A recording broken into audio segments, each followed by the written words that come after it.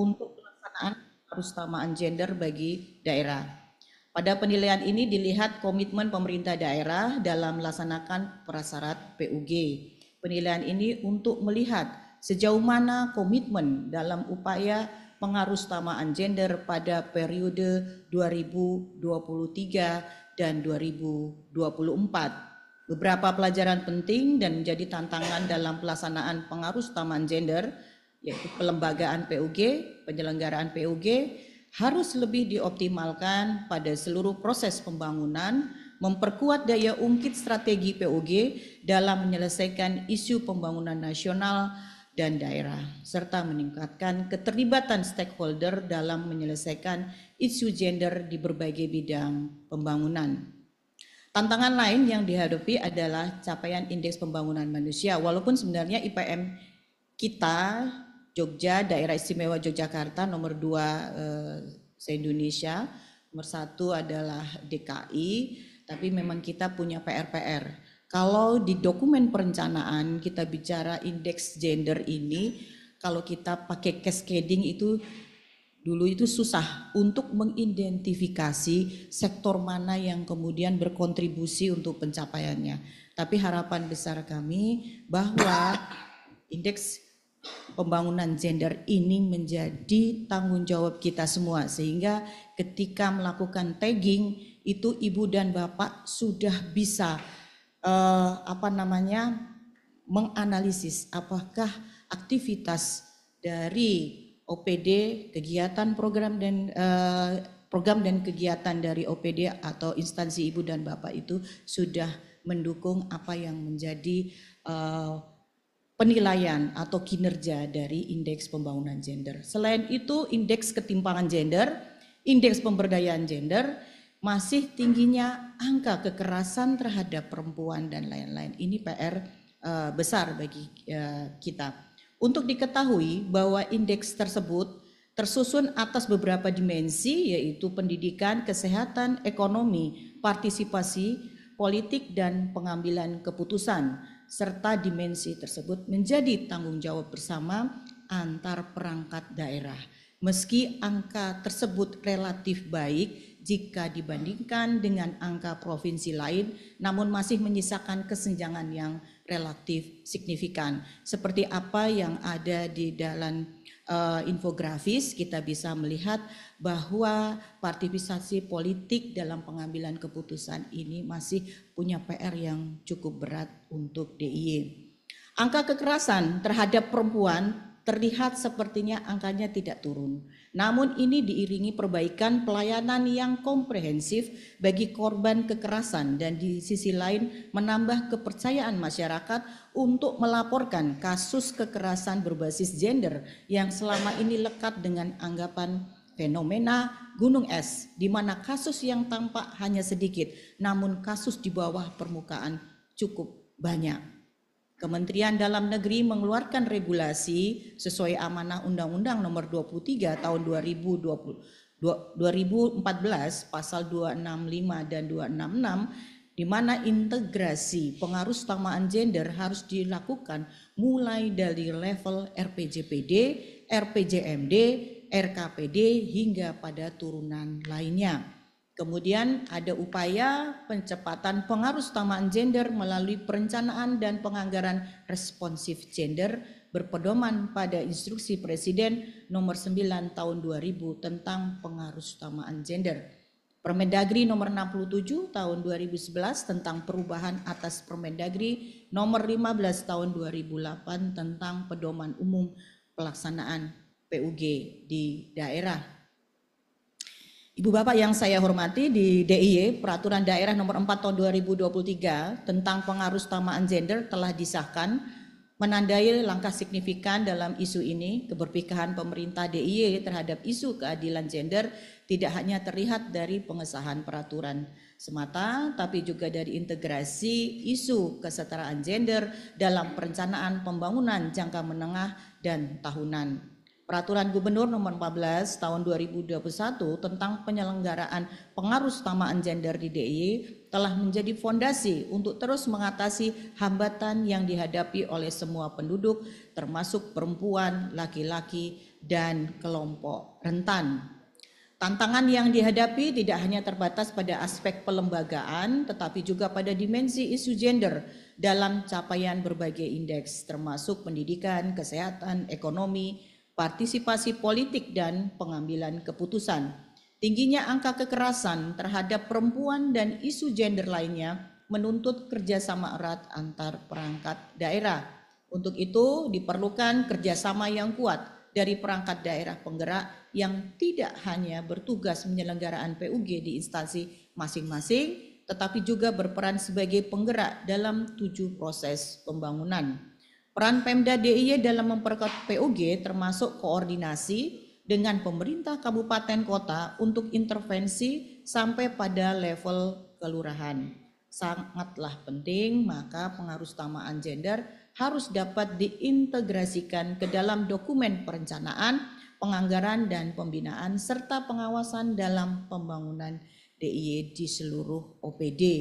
Dalam penyelenggaraan PUG diperlukan perangkat daerah penggerak yang memiliki 2 peran, yaitu menyelenggarakan PUG di instansi masing-masing dan melaksanakan peran sebagai penggerak sesuai dengan tugas dan fungsinya masing-masing untuk memastikan penyelenggaraan PUG di 7 proses pembangunan yang mencakup perencanaan, penganggaran, pelaksanaan, pemantauan, evaluasi, pengawasan, dan pelaporan seperti apa yang ditampilkan di layar. Pemerintah DIY juga berperan dalam penyelenggaraan PUG untuk membina desa.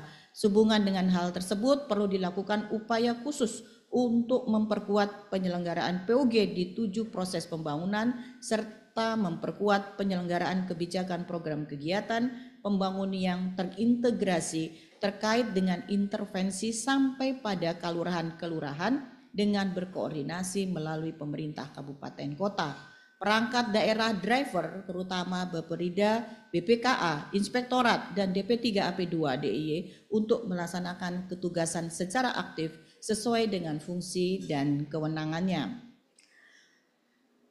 Bapak Ibu yang saya hormati, Peraturan DIY nomor 4 tahun 2024 tentang pengarusutamaan gender telah mengamatkan beberapa hal yang dilaksanakan di DIY, yaitu dilakukan analisis gender pada dokumen perencanaan termasuk RPJMD, RKPD, Rensa OPD, dan Renja OPD. Pembentukan Pokja PUG dengan rencana aksi daerah PUG, pembentukan gender focal point di tiap-tiap OPD yang disertai kelengkapan dan pilah gender.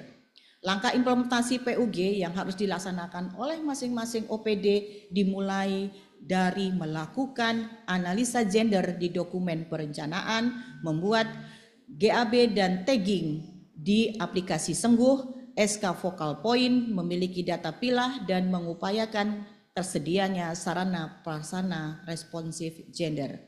Pada tahun 2024 telah dilakukan transisi dari perencanaan tahunan melalui RKA yang sebelumnya disertai gender analysis pathway dan gender budget assessment, maka pada tahun 2024 dilakukan revitalisasi PUG pada anggaran melalui bentuk RKA, dilakukan melalui Gender Action Budget atau GAB.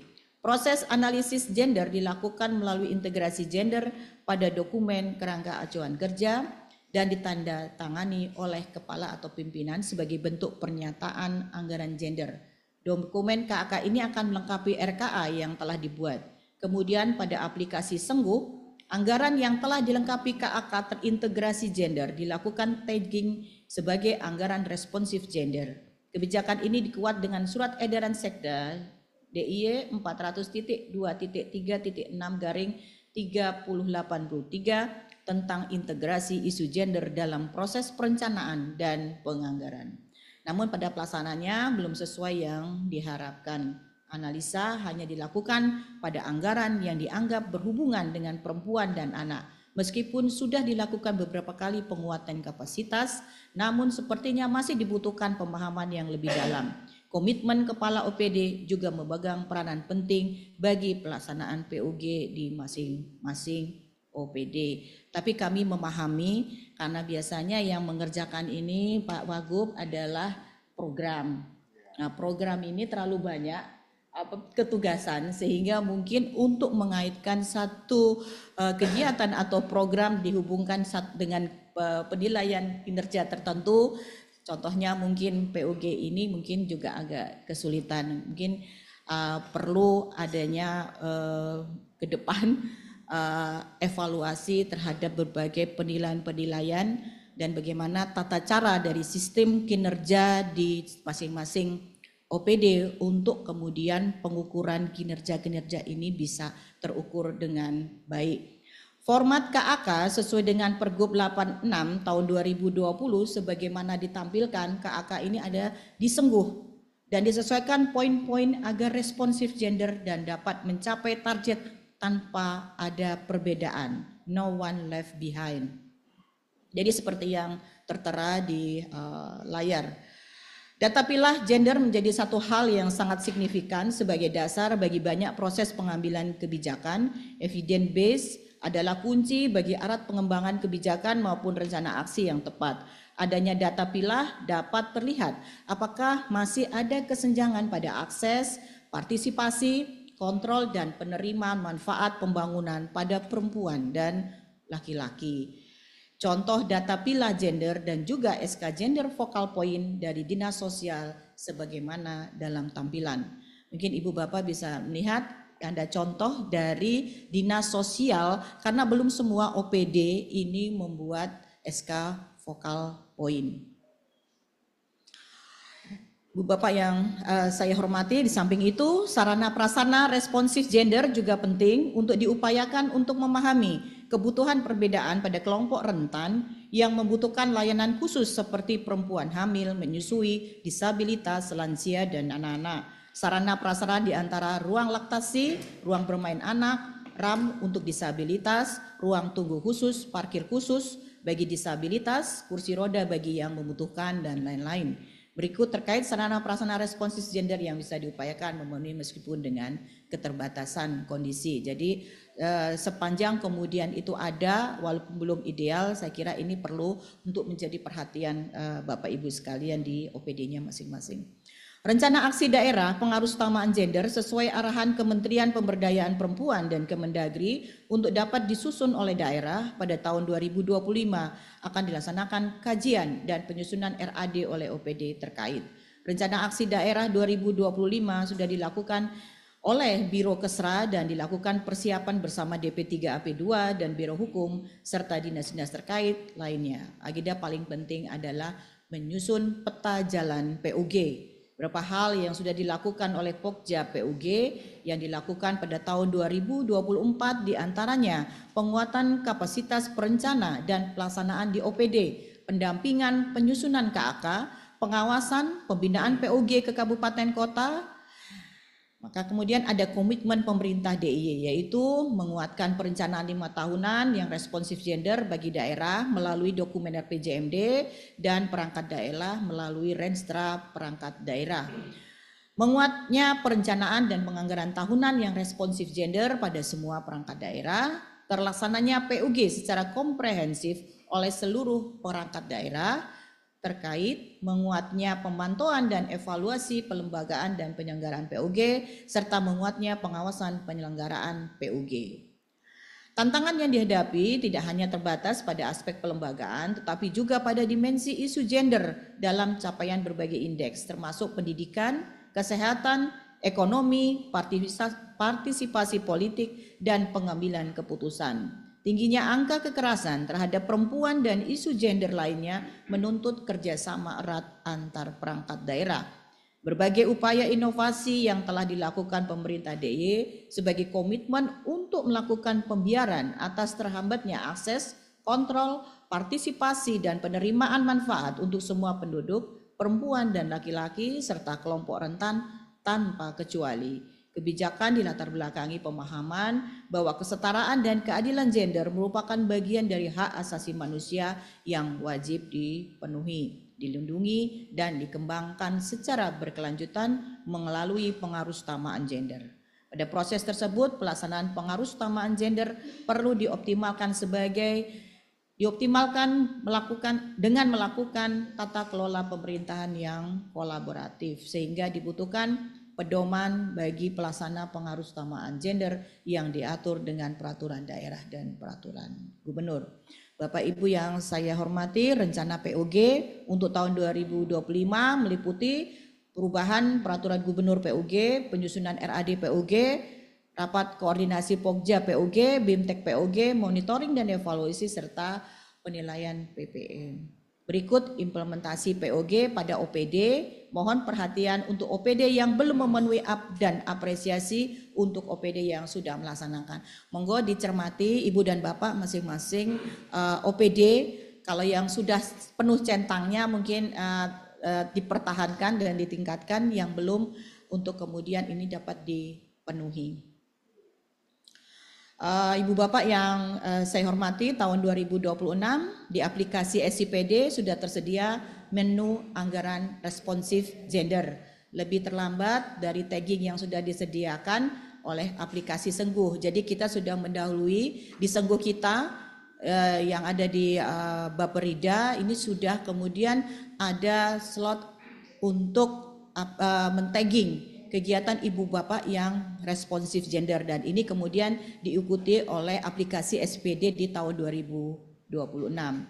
Namun yang harus menjadi perhatian adalah target Rakortek untuk ARG adalah 66,7%. Demikian Ibu dan Bapak terkait dengan bagaimana kondisi dan harapan besar kami baik dari sisi perencanaan, pelaksanaan sampai dengan pengawasan untuk aktivitas program kegiatan responsif gender yang diusulkan oleh masing-masing OPD. Memang ada yang tadi seperti yang disampaikan, kesulitan juga OPD untuk men-tagging karena mungkin belum paham kalau ini tidak istilah menyentuh perempuan itu bukan gitu.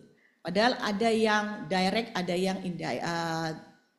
indirect. Jadi ada yang langsung mengena, ada yang langsung kemudian nanti dampaknya baru terlihat di kemudian hari.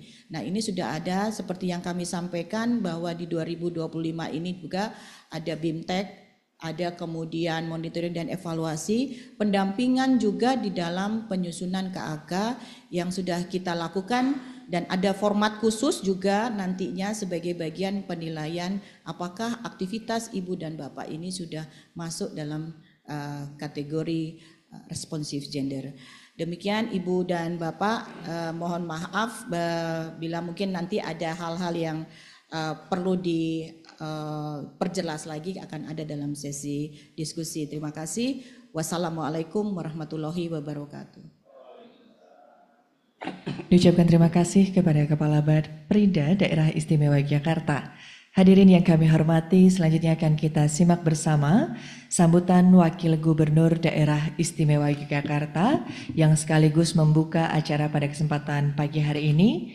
Kepada Sri Paduka Pakualam ke-10, disilakan.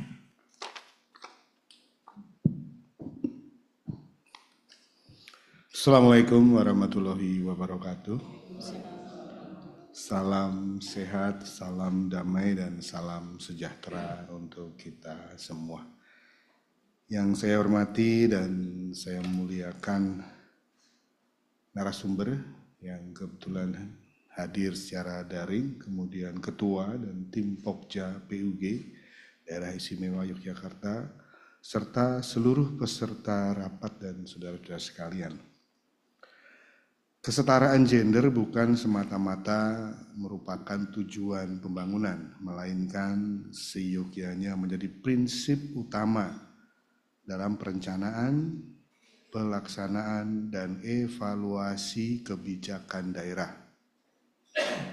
Di ranah implementatif terdapat berbagai tantangan yang masih harus kita hadapi bersama.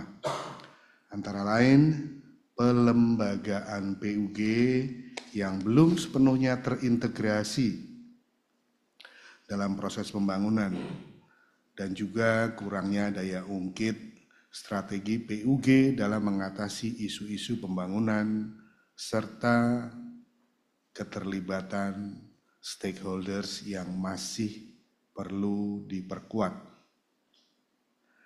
Pengarus utama gender bukan hanya tanggung jawab satu instansi, melainkan harus menjadi kerjasama bersama lintas sektor dan lintas pemangku kepentingan. Untuk itu saya menekankan ada beberapa hal penting yang ingin saya sampaikan pada kesempatan yang luar biasa ini. Yang pertama adalah terkait peningkatan perencanaan dan penganggaran responsif gender. Setiap perangkat daerah perlu memastikan bahwa kebijakan program dan anggaran yang disusun telah mempertimbangkan aspek kesetaraan gender, baik dalam perencanaan 5 tahunan maupun perencanaan tahunan. Ini menjadi PR kita bersama, mungkin nanti ada diskusi tersendiri antara Ketua Pokja dan rekan-rekan lainnya, bahwa perencanaan dan penganggaran responsif gender itu tidak harus secara ansih berbunyi ada urusan gender, tetapi juga ada nanti pendalaman bahwa kita di dalam penyusunan program itu kan selalu dikaitkan dengan impact. Impact-nya apa terhadap gender? Saya kira itu juga tidak kalah penting. Jadi harapan saya nanti bagi teman-teman OPD yang kemudian tidak ada perencanaan yang terkait secara langsung dengan gender, mestinya ada kegiatan yang berimpact atau berdampak ikutan terkait dengan gender. Berikutnya yang kedua adalah terkait penguatan implementasi dan evaluasi pengarus utamaan gender, perlu mekanisme yang lebih sistematis dan pemantauan. Evaluasi dan pengawasan implementasi pengarus utamaan gender di semua sektor. Ini tentu menjadi tugas yang tidak ringan bagi Baperida dan juga angel banget DP3P2 untuk memilih dan memilah terkait juga dengan evaluasi. Tetapi tentu dengan adanya teknologi hal itu tidak menjadi hambatan, sehingga nanti ini dibutuhkan kerjasama teman-teman kepala-kepala OPD pemangku kepentingan. Berikutnya yang ketiga adalah terkait kolaborasi dan sinergi lintas sektor. Pelaksanaan PUG harus melibatkan berbagai pihak, mulai dari pemerintah provinsi, kabupaten, kota, hingga tingkat kelurahan, serta didukung oleh akademisi, organisasi yang ada pada social society, masyarakat sipil, dan sektor swasta. Dan yang lebih penting juga justru di tingkat OPD, antar OPD. Nah, terkait dengan kolaborasi sinergi lintas sektor antar OPD, saya menggarisbawahi apa yang tadi telah disampaikan oleh Ketua Baperida. Kepala apa ketua sekarang? Itu kok tulisannya ketua? Ketua Pokja. Oh, Ketua Pokja. Kepala Baperida, bahwa yang sangat dibutuhkan adalah komitmen kepala OPD. Jadi entah itu OPD yang kebetulan dipimpin oleh laki-laki, bukan perempuan, yang perempuan aja kadang-kadang juga kurang komitmen terhadap pembangunan antar sesamanya. Tapi harapan kami ke depan, dan jangan kecil hati teman-teman kepala-kepala OPD untuk bahwasanya tidak perlu kemudian yang tidak ada diada-adakan. Artinya ketika program kegiatan itu tidak berbunyi secara ansih terkait dengan pengarus utamaan gender, nanti bisa dikomunikasikan dalam diskusi. Karena yang kita harapkan adalah impact-nya. Dan penilaian-penilaian itu adalah hasil akhirnya, bukan prosesnya. Ada yang bilang, enggak, kita by proses. By proses bisa apa saja. Tetapi ketika itu menghasilkan satu peningkatan pengarus utama gender, kenapa tidak? Tentu menjadi tugas yang tidak ringan. Ini Pokja-Pokja PUG ini ada dua stakeholder utama, yaitu Baperida dan juga DP3P2 tadi itu. bagaimana kemudian mengkolaborasikan. Tetapi dua instansi ini tentu tidak menjadi berarti apa-apa ketika Bapak Ibu Saudara juga tidak punya, sekali lagi saya garis bawahi yang disampaikan Kepala Bapperida tadi adalah komitmen. Bagaimana sih sebetulnya DIY sejauh ini telah menerima beberapa penghargaan atau apresiasi terhadap gender champion. Nah, bagi kita tentu tidak hanya sekedar penghargaan, tetapi justru implementasi dan juga upaya kita untuk bukan sekedar menerima penghargaan kemudian berpuas diri, mboten nggih. Tapi bagaimana kemudian implementasi dari kegiatan yang ada dinilai atau tidak dinilai itu bukan urusan kita, tapi bagaimana secara internal kita juga ikut meningkatkan bahwa peningkatan pengarus utamaan gender itu bukan hal yang remeh, karena kita memberi ruang kepada perempuan-perempuan hebat dan juga pelayanan terhadap mereka, bagaimana mereka bisa ikut berpartisipasi. Selanjutnya kalau tadi sudah sampai ketiga, kemudian yang keempat adalah terkait peningkatan kapasitas sumber daya manusia dan kesadaran publik. Lah monggo ini bahkan mungkin ada beberapa OPD yang mungkin beranggapan bahwa kami tidak ada keterkaitannya, tapi sebetulnya ada. Mungkin Komdigi atau mungkin dan lain sebagainya punya peran yang tidak ringan terhadap peningkatan kapasitas sumber daya manusia dan kesadaran publik terhadap pengarus utamaan gender. Upaya membangun pemahaman yang lebih baik terhadap pentingnya PUG perlu terus dilakukan agar tercipta budaya kerja yang inklusif dan berperspektif gender. Saya berharap melalui rapat koordinasi ini kita dapat memperkuat komitmen dan langkah nyata dalam memastikan bahwa kesetaraan gender dapat menjadi bagian integral dari pembangunan daerah. Dengan demikian kita dapat bersama-sama mewujudkan pembangunan yang adil, setara, dan inklusif bagi seluruh masyarakat, khususnya masyarakat DIY.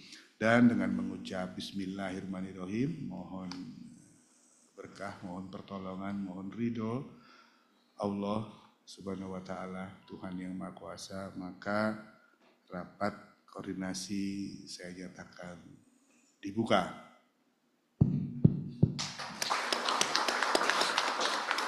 Demikian yang dapat saya sampaikan.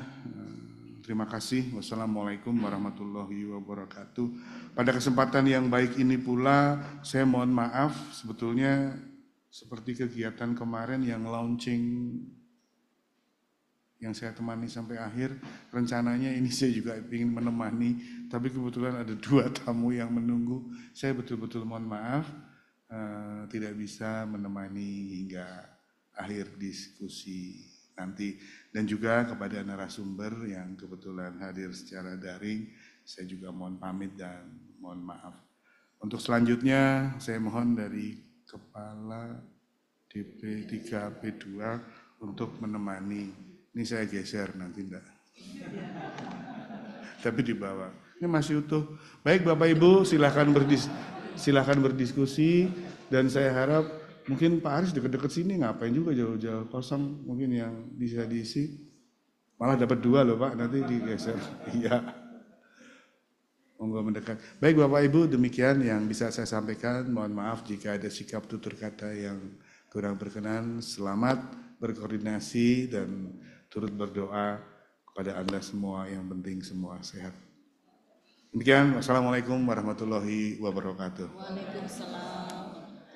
Kami ucapkan terima kasih atas sambutan yang telah disampaikan dan kami ucapkan terima kasih atas kehadiran Bapak Wakil Gubernur Daerah Istimewa Yogyakarta yang berkenan untuk membuka di kesempatan pagi hari ini.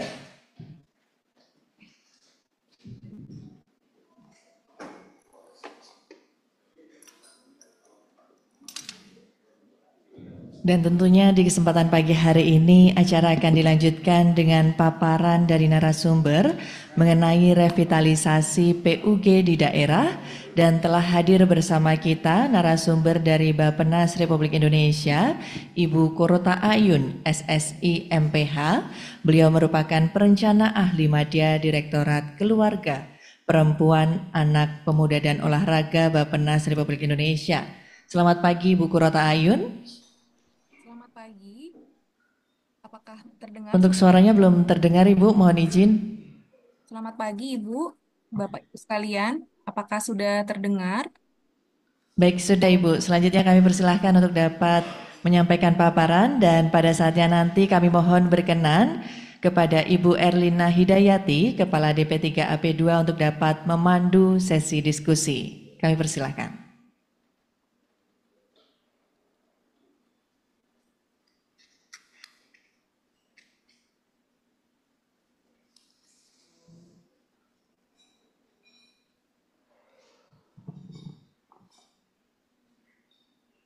Mohon izin Ibu Korota Ayun untuk dapat memulai paparan mengenai revitalisasi PUG di daerah.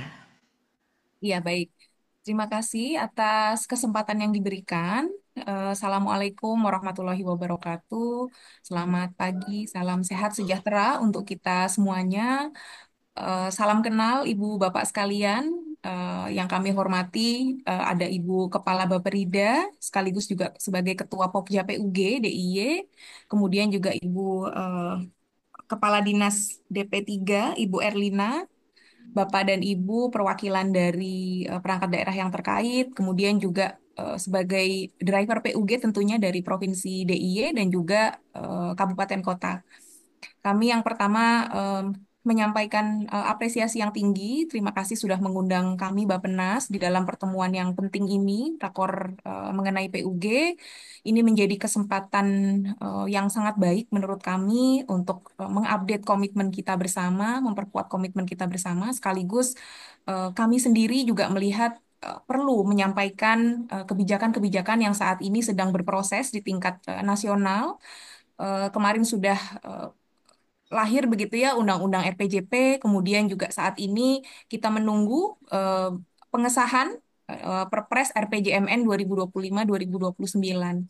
Seharusnya dari target 20 Januari itu Perpres RPJMN sudah ditetapkan, tapi saat ini kita masih menunggu dari Setnek ya untuk pengundangannya. Semoga tidak lama lagi ini akan segera dikeluarkan.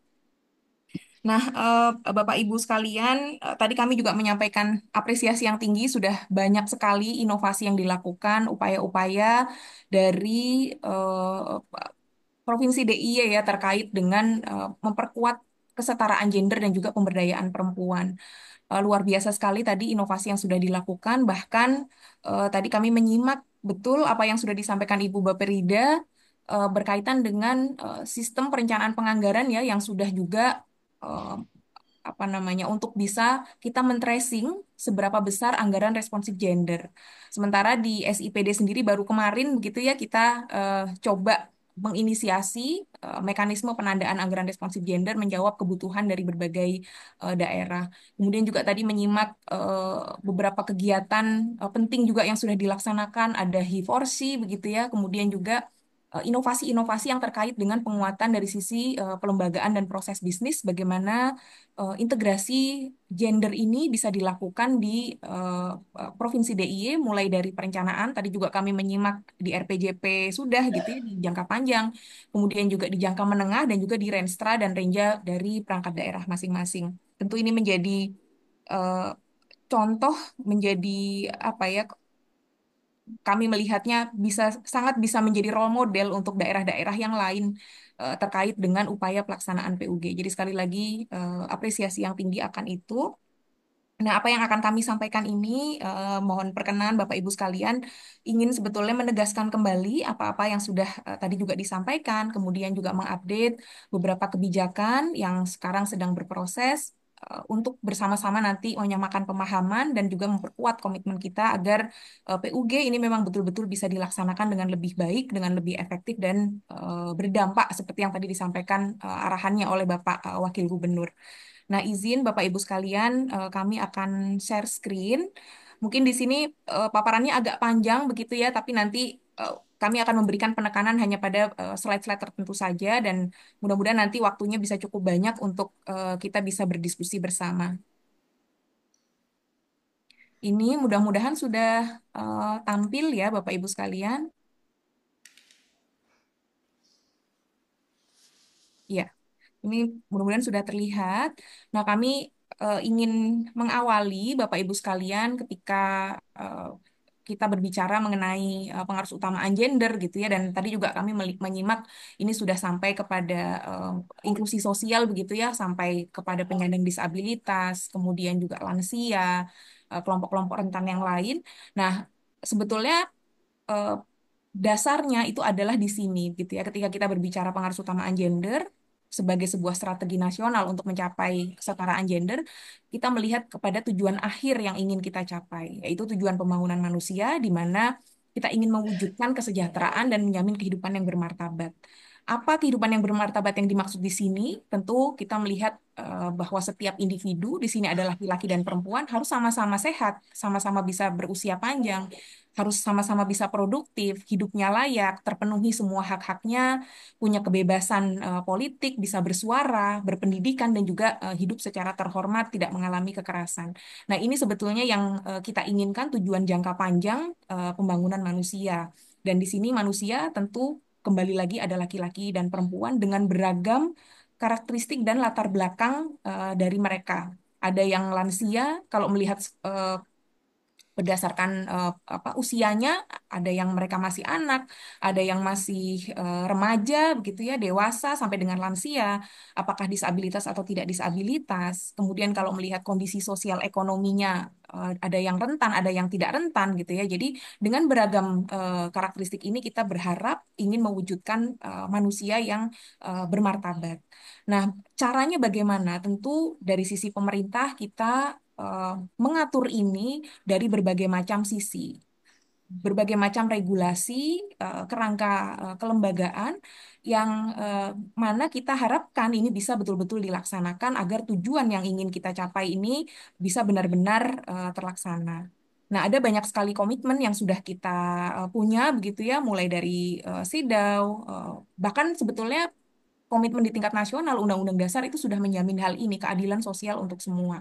Nah, dilanjutkan dari situ kita punya komitmen juga di tingkat global begitu ya, terkait dengan SIDAW, implementasinya dalam bentuk Beijing Platform for Action, ada juga ratifikasi mengenai hak-hak sosial ekonomi, hak-hak politik, kemudian juga SDGs, kita punya ICPD juga, G20, dan 2027 Indonesia juga berencana ingin menjadi anggota dari OECD. Dan di situ termasuk salah satu kriterianya adalah kesetaraan gender yang harus terwujud di berbagai sektor pembangunan, salah satunya adalah kepemimpinan perempuan. Nah, dari situ kemudian juga beberapa regulasi ya di tingkat nasional juga semakin diperkuat agar PUG ini sebagai sebuah strategi bisa betul-betul dilaksanakan dengan baik. Kita atur dari sisi pelaksanaannya, kebijakan secara makronya, kemudian juga dari sisi teknis pelaksanaannya. Mulai 2022 ada revitalisasi PUG begitu ya, yang tadi alhamdulillah sudah dilaksanakan juga oleh Provinsi DIY. Kemudian juga berbagai regulasi lain yang sebetulnya ingin memainstreamkan, kemudian juga memberikan keberpihakan, afirmasi kepada kelompok yang lebih tertinggal. Dalam hal ini adalah kelompok perempuan. Nah, kemudian juga secara lebih teknis tentu bagaimana ini dilaksanakan di dalam proses pembangunan, ada kebijakan atau regulasi daerah juga yang sudah dikeluarkan. Nah, selanjutnya tadi juga sebetulnya sudah begitu banyak disampaikan oleh Ibu Kepala Bapperida ya berkaitan dengan data-data ketimpangan. Kenapa kemudian kita membutuhkan pengarusutamaan gender gitu ya. Nah, tentu data ini adalah sebagai alat bantu kita untuk membuka wawasan kita bersama. Apa sih sebetulnya ketimpangan yang terjadi? Pada area yang mana? Gitu ya, pada kelompok yang mana? Nah, kalau melihat data ketimpangan gender, kemudian juga pembangunan indeks pembangunan gender, tingkat partisipasi angkatan kerja perempuan, Provinsi DIY sudah sangat baik sekali ya di dalam pencapaian pembangunan kesetaraan gendernya. Ini tadi kami juga baru melihat kembali, luar biasa sekali gitu ya DIY. Sekali lagi apresiasi atas pencapaian yang sudah dihasilkan. Dalam hal IKG, capaiannya sudah bahkan nomor satu ya di tingkat nasional gitu, 0,142. Nah, namun memang eh, perlu juga kita ingat bahwa indeks ketimpangan gender, indeks pembangunan gender ini bukan satu-satunya indikator. Itu bukan satu-satunya alat untuk mengukur kesetaraan gender. Ini adalah indikator yang sifatnya itu adalah agregasi di tingkat nasional gitu ya. Jadi ini beberapa dimensinya gitu ya yang sebetulnya ini menjadi alat bantu kita, ukuran kita kalau kita ingin menyeragamkan bagaimana mengukur pencapaian kesetaraan gender. Nah, eh, tentu nanti dengan pencapaian yang sudah sangat baik ini eh, perlu sekali kita melihat kembali dengan lebih spesifik pada area-area mana ketimpangan itu masih terjadi gitu ya. Tidak hanya pada komponen yang ada di IKG, bisa juga nanti melihat kembali kepada fokus-fokus kelompok yang lebih rentan, misalnya kalau melihat ke usia kekhususan kepada kelompok spesifik lansia perempuan misalnya, atau kekhususan ke remaja yang biasanya juga intervensinya ini terbatas begitu ya di kelompok remaja yang juga harus punya perspektif gender ketika memberikan intervensi-intervensi ini. Nah, berikutnya juga ini indikator yang lain ya yang digunakan, indeks pembangunan gender, eh, indeks pemberdayaan gender ini sudah tidak kita gunakan ya. Di periode mendatang kita akan menggunakan indeks ketimpangan gender seperti yang sudah ada di dalam RPJP N yang juga sudah diturunkan ke dalam RPJPD. Nah, indeks pembangunan gender juga tadi sudah sangat baik begitu ya. Di sini nomor 3 dari peringkat ketiga gitu dari apa seluruh provinsi. Nah, tentu kembali lagi tadi kita bisa melihat secara lebih mendalam apa saja indikator-indikator permasalahan-permasalahan yang ada di depan mata kita gitu ya terkait dengan ketimpangan-ketimpangan yang terjadi. Nah, kemudian juga tingkat partisipasi angkatan kerja perempuan kami juga melihat sudah cukup baik begitu yang ada di DIY sudah hampir 65%. Eh, Kalau melihat eh, yang ada di provinsi gitu ya dibandingkan dengan provinsi-provinsi lain, eh, DIY ini sudah sangat baik begitu ya, bahkan di peringkat keempat. Nah, tentu ketika berbicara TPAK tidak sekedar angka kuantitatif begitu ya, tetapi juga kita harus melihat dari sisi kualitasnya. Misalnya di sini TPAK sudah sangat tinggi, kita harus melihat lagi dengan lebih dalam pada area-area mana, misalnya perempuan dan juga laki-laki itu bekerja gitu. Di masing-masing area tersebut, apakah ada permasalahan? Misalnya kita tahu juga bahwa eh, TPAK itu hanya mengukur berapa partisipasi di pasar kerja, tapi kita belum melihat juga secara lebih dalam bahwa ternyata partisipasi perempuan di pasar kerja itu banyak yang ada di area informal gitu. Di area informal ini punya challenge tersendiri terkait dengan perlindungan sosialnya gitu ya, terkait dengan akses kepada pelatihan, akses kepada pemodalan. Nah, area-area itu juga bisa menjadi bagian dari intervensi yang dilakukan. Nah, kemudian juga melihat kembali eh, area yang selama ini juga kurang memperoleh perhatian, tadi juga menjadi poin perhatian ya dari eh, Bapak Wakil Gubernur gitu, terkait dengan perubahan perilaku, terkait dengan penyadaran masyarakat, terkait dengan isu norma sosial budaya yang selama ini eh, sangat kurang ya kalau kami melihat intervensinya, penyadaran-penyadaran yang sifatnya itu ke perubahan perilaku bahwa pembangunan kesetaraan gender ini menjadi satu hal yang penting, baik untuk keluarga, baik untuk masyarakat. Tidak diartikan hal lain gitu yang kemudian dampaknya itu negatif. Ini contohnya misalnya kalau kita melihat TPAK, eh, sangat jelas sekali secara lebih spesifik, TPAK itu turun ketika perempuan itu sudah mulai menikah, mulai memiliki anak gitu ya di usia bayi, balita. Ini terlihat sekali gapnya yang begitu besar ya ketika mereka mulai memasuki jenjang pernikahan dan juga memiliki anak. Sehingga dari sisi pemerintah kita melihat eh, perlu dukungan yang diberikan dari pemerintah, perlu kebijakan-kebijakan yang bisa memberikan dukungan kepada ibu-ibu, kepada perempuan yang bekerja di sini supaya mereka tidak drop out dari pekerjaannya. Misalnya yang selama ini kita gaungkan adalah kita ingin memiliki daycare gitu ya yang terjangkau, yang aksesibel, eh, berbasis komunitas tentunya, tidak harus membawa anak itu ke tempat kerja kita gitu ya, atau tidak harus menitipkan di tempat yang sangat mahal gitu. Nah, ini yang masih terus kita apa namanya perkuat, ingin kita jajaki seperti apa opsi-opsi kebijakan ini bisa dilakukan ke depannya. Nah, berikutnya juga berbicara mengenai isu di ekonomi begitu ya, ada tantangan tersendiri tadi ketika perempuan ingin bekerja yang fokus utamanya itu adalah informal. Banyak sekali pelaku usaha itu ibu rumah tangga gitu. Apakah kita sudah memberikan fasilitasi kepada mereka gitu ya terkait dengan kebutuhan-kebutuhan untuk pelatihan-pelatihan, ke akses e-commerce, kemudian juga ke dukungan pembiayaan gitu. Dan kalau dilihat ada jurnal yang sangat baik sekali ya di beberapa tahun yang lalu, ternyata hambatan utama yang dihadapi perempuan ketika bekerja itu, ketika berusaha itu adalah tidak adanya dukungan dari keluarga dan suami. Gitu. Jadi akhirnya menjadi sangat sulit untuk bisa mengatur waktu antara harus bekerja, bekerjanya di sini tidak harus bekerja kantoran ya, tapi bekerja juga eh, apa namanya bisa saja berjualan, bisa bisa saja mengerjakan apa namanya Shopee afiliator misalnya ya, atau pekerjaan-pekerjaan lain yang berkembang saat ini gitu. Ternyata dukungannya sangat kurang sehingga sangat sulit sekali untuk bisa membagi waktu untuk balancing antara pekerjaan dengan pekerjaan-pekerjaan yang sifatnya domestik atau juga pengasuhan. Nah, ini yang menjadi perhatian kembali lagi isu mengenai norma sosial budaya, perubahan perilaku, pemahaman edukasi literasi kepada masyarakat mengenai kesetaraan gender. Nah, kemudian juga isu AKI ini meskipun tadi beberapa indikator sudah menunjukkan capaian yang baik, ternyata kalau di tingkat nasional AKI ini masih menjadi tantangan gitu ya, tantangan tersendiri bagaimana kita bisa mencapai target-target SDGs. Dan kalau melihat ternyata AKI ini tidak hanya disebabkan oleh faktor kematian ibu itu tidak hanya disebabkan oleh faktor yang sifatnya medis gitu. Justru lebih besar pada hal-hal yang sifatnya non medis.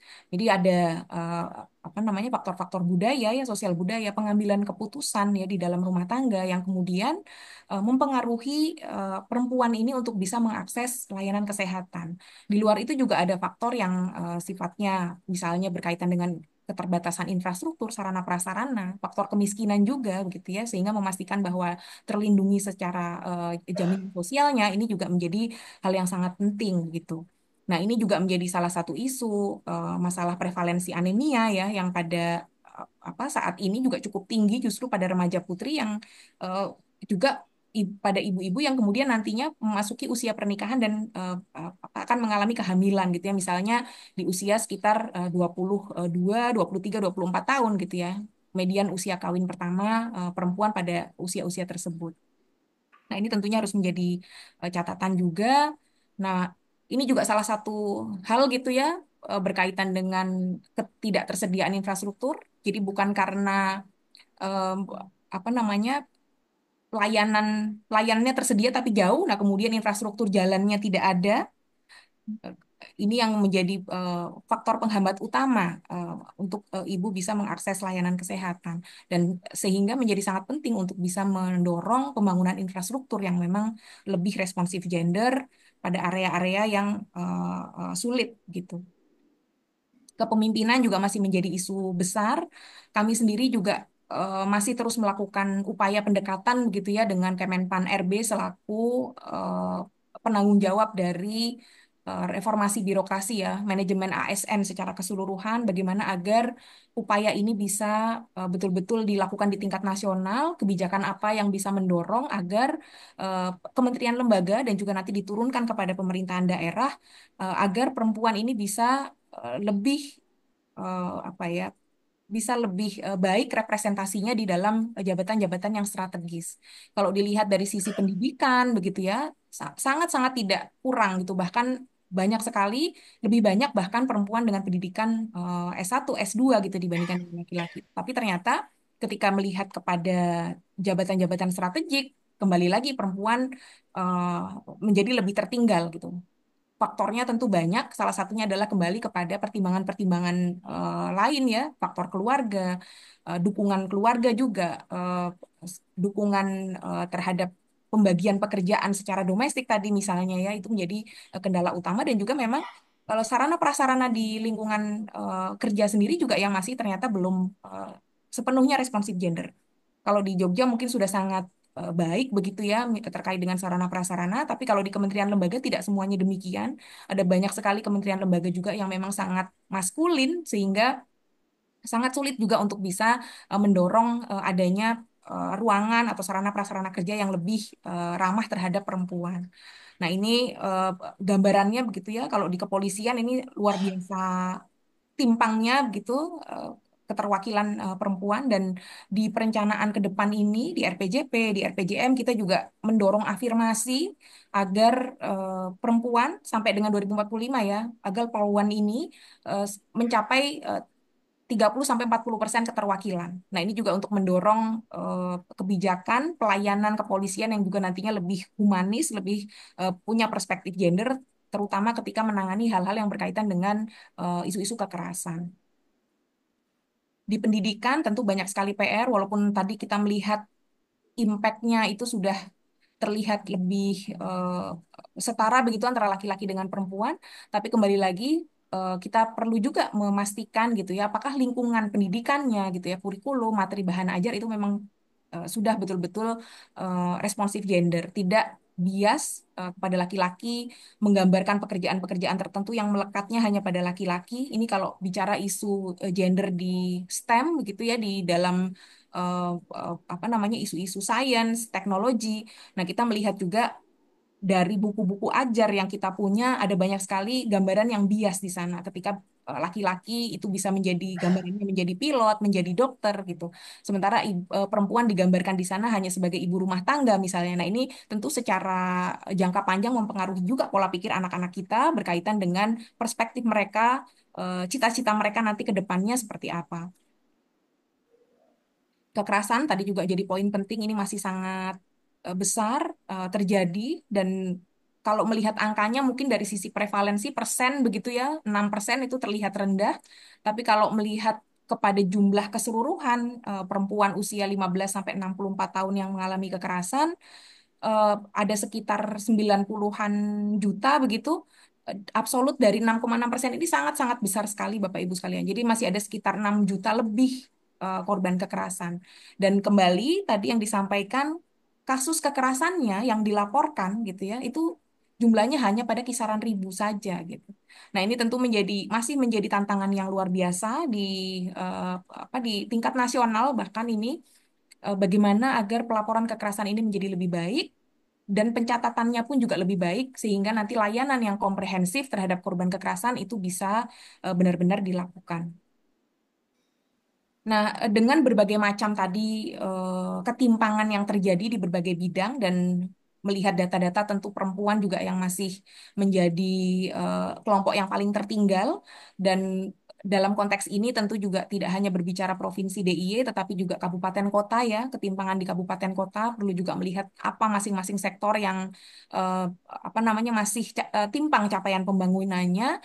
Nah, ini adalah sebuah strategi tadi sebagaimana yang juga disampaikan Ibu Kepala Bapperida sebagai sebuah strategi nasional yang kita lakukan bagaimana agar kebijakan-kebijakan yang kita lakukan ini tidak timpang. Ini sebetulnya yang menjadi landasan dan tadi tujuan pembangunan agar hidup sejahtera dan bermartabat itu bisa kita capai. Ini jadi berbicara mengenai sebuah strategi, berbicara mengenai sebuah tata kelola dan proses bisnis, bagaimana kita bisa mengintegrasikan perspektif gender, perbedaan kebutuhan laki-laki dengan perempuan, dengan dinamika latar belakangnya itu, karakteristiknya, agar bisa menikmati manfaat dari pembangunan gitu ya agar bisa berpartisipasi secara setara di dalam pembangunan hasil-hasilnya itu bisa dinikmati secara adil pada laki-laki dan perempuan. Nah, sehingga ini yang dilakukan melakukan apa integrasi di dalam perspektif gender tadi di dalam pembangunan mulai dari perencanaan sampai dengan kepada pelaporan apakah nanti yang sudah dilakukan yang sudah direncanakan ini memang betul-betul berdampak untuk pembangunan kesetaraan gender gitu. Nah, cara melakukan integrasinya ya tentu dengan terlebih dahulu melakukan analisanya. Kalau kita tidak tahu data-data ketimpangannya ada di mana, kita akan sulit untuk bisa melakukan analisa gender. Kalau data-data yang kita punya hanya data agregat, kita tidak bisa lagi mengintegrasikan perspektif gender tadi. Sehingga memang data-data ini menjadi sangat-sangat penting di sektor masing-masing untuk bisa melihat seperti apa ketimpangan sebetulnya yang terjadi di level masyarakat. Nah, ini juga satu hal yang penting kita pahami bersama, Bapak Ibu sekalian, kalau berbicara strategi ini ya, pengaruh utamaan gender, tidak berbicara hanya mengenai perempuan saja gitu. Ini yang masih juga sering ada miskonsepsi di antara di kementerian, di perangkat daerah terkait dengan mendefinisikan gender gitu ya. Jadi kalau berbicara pengaruh utamaan gender, kita melihat seperti apa laki-laki dan perempuan. Dan pendekatannya ada dua sebetulnya. Pendekatan yang kita sebut sebagai pendekatan gender terintegrasi, ini sejak awal kita sudah pertimbangkan berbagai macam kebutuhan. Laki-laki seperti apa, perempuan seperti apa. Perempuan itu bisa perempuannya sedang hamil, perempuannya bisa lansia juga. Laki-laki juga seperti itu gitu ya. Ada yang disabilitas, ada yang tidak disabilitas juga, laki-laki dan perempuan. Dan itu yang kemudian kita pertimbangkan ketika kita membangun misalnya sarana prasarana, membangun infrastrukturnya gitu ya. Nah, ini yang kita sebut sebagai gender terintegrasi.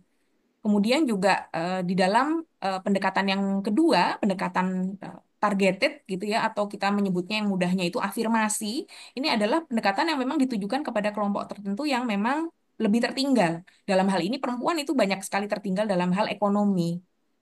Walaupun tadi di DIY sudah cukup baik gitu ya pencapaiannya. Sehingga ada keberpihakan kepada mereka agar si perempuan ini, kelompok yang tertinggal ini bisa mengejar ketertinggalannya dengan lebih cepat. Ketimpangannya nggak lama-lama gitu ya. Stagnansi ketimpangan itu tidak terjadi lama-lama. Nah, ini yang dilakukan, ada kuota sistemnya, ada khusus upaya pemberdayaan perempuan. Bahkan juga kalau melihat programnya BKKBN, upaya khusus ya untuk meningkatkan partisipasi KB di pria, di laki-laki. Ini juga menjadi satu upaya afirmasi tertentu ya kepada kelompok yang lebih tertinggal. He for she itu kami juga melihat menjadi upaya afirmatif juga untuk laki-laki agar lebih memahami, lebih punya empati dan kemudian juga berpihak kepada kesetaraan gender ini. Tentu hasilnya kedua upaya ini adalah untuk mencapai beberapa target-target pembangunan, ukuran-ukurannya sudah ada dan ujungnya adalah kesetaraan gender. Bagaimana agar pendekatan ini bisa benar-benar dilakukan di DIY? Tentu ada yang kita sebut sebagai tata kelola pelembagaan PUG-nya. Ini yang menjadi dukungan kegiatan ya yang ada di Dinas PPPA utamanya, menjadi tugas dan fungsi Dinas PPPA bersama dengan driver PUG yang lain, memastikan bahwa komitmen dari perangkat daerah terkait, kapasitas dari perangkat daerah yang terkait itu baik dan bisa melakukan analisis gender, mengintegrasikan perspektif gender ini di dalam masing-masing kebijakan secara utuh dalam satu siklus pembangunan, mulai dari perencanaan sampai nanti ke dalam pelaporan kinerjanya. Nah, kami mungkin sedikit mengulang saja, Bapak Ibu sekalian, bagaimana cara kita di tingkat pusat memperkuat kebijakan ya mengenai integrasi gender di dalam RPJP. Jadi dari perspektif kami, Bappenas tentu kami tidak mau juga ya hanya berbicara nih mengenai PUG gitu ya, tapi juga upaya konkret apa yang bisa kita lakukan, kita sebagai pelaksana gitu ya, sebagai driver, tapi juga sekaligus perlu mengintegrasikan gender ini ke dalam pekerjaan utama kita. Nah, ini yang sudah kita lakukan di Direktorat KPAPO, bagaimana kita bisa memainstreamkan RPJPN ini agar gender ini bisa mewarnai keseluruhan dari RPJPN.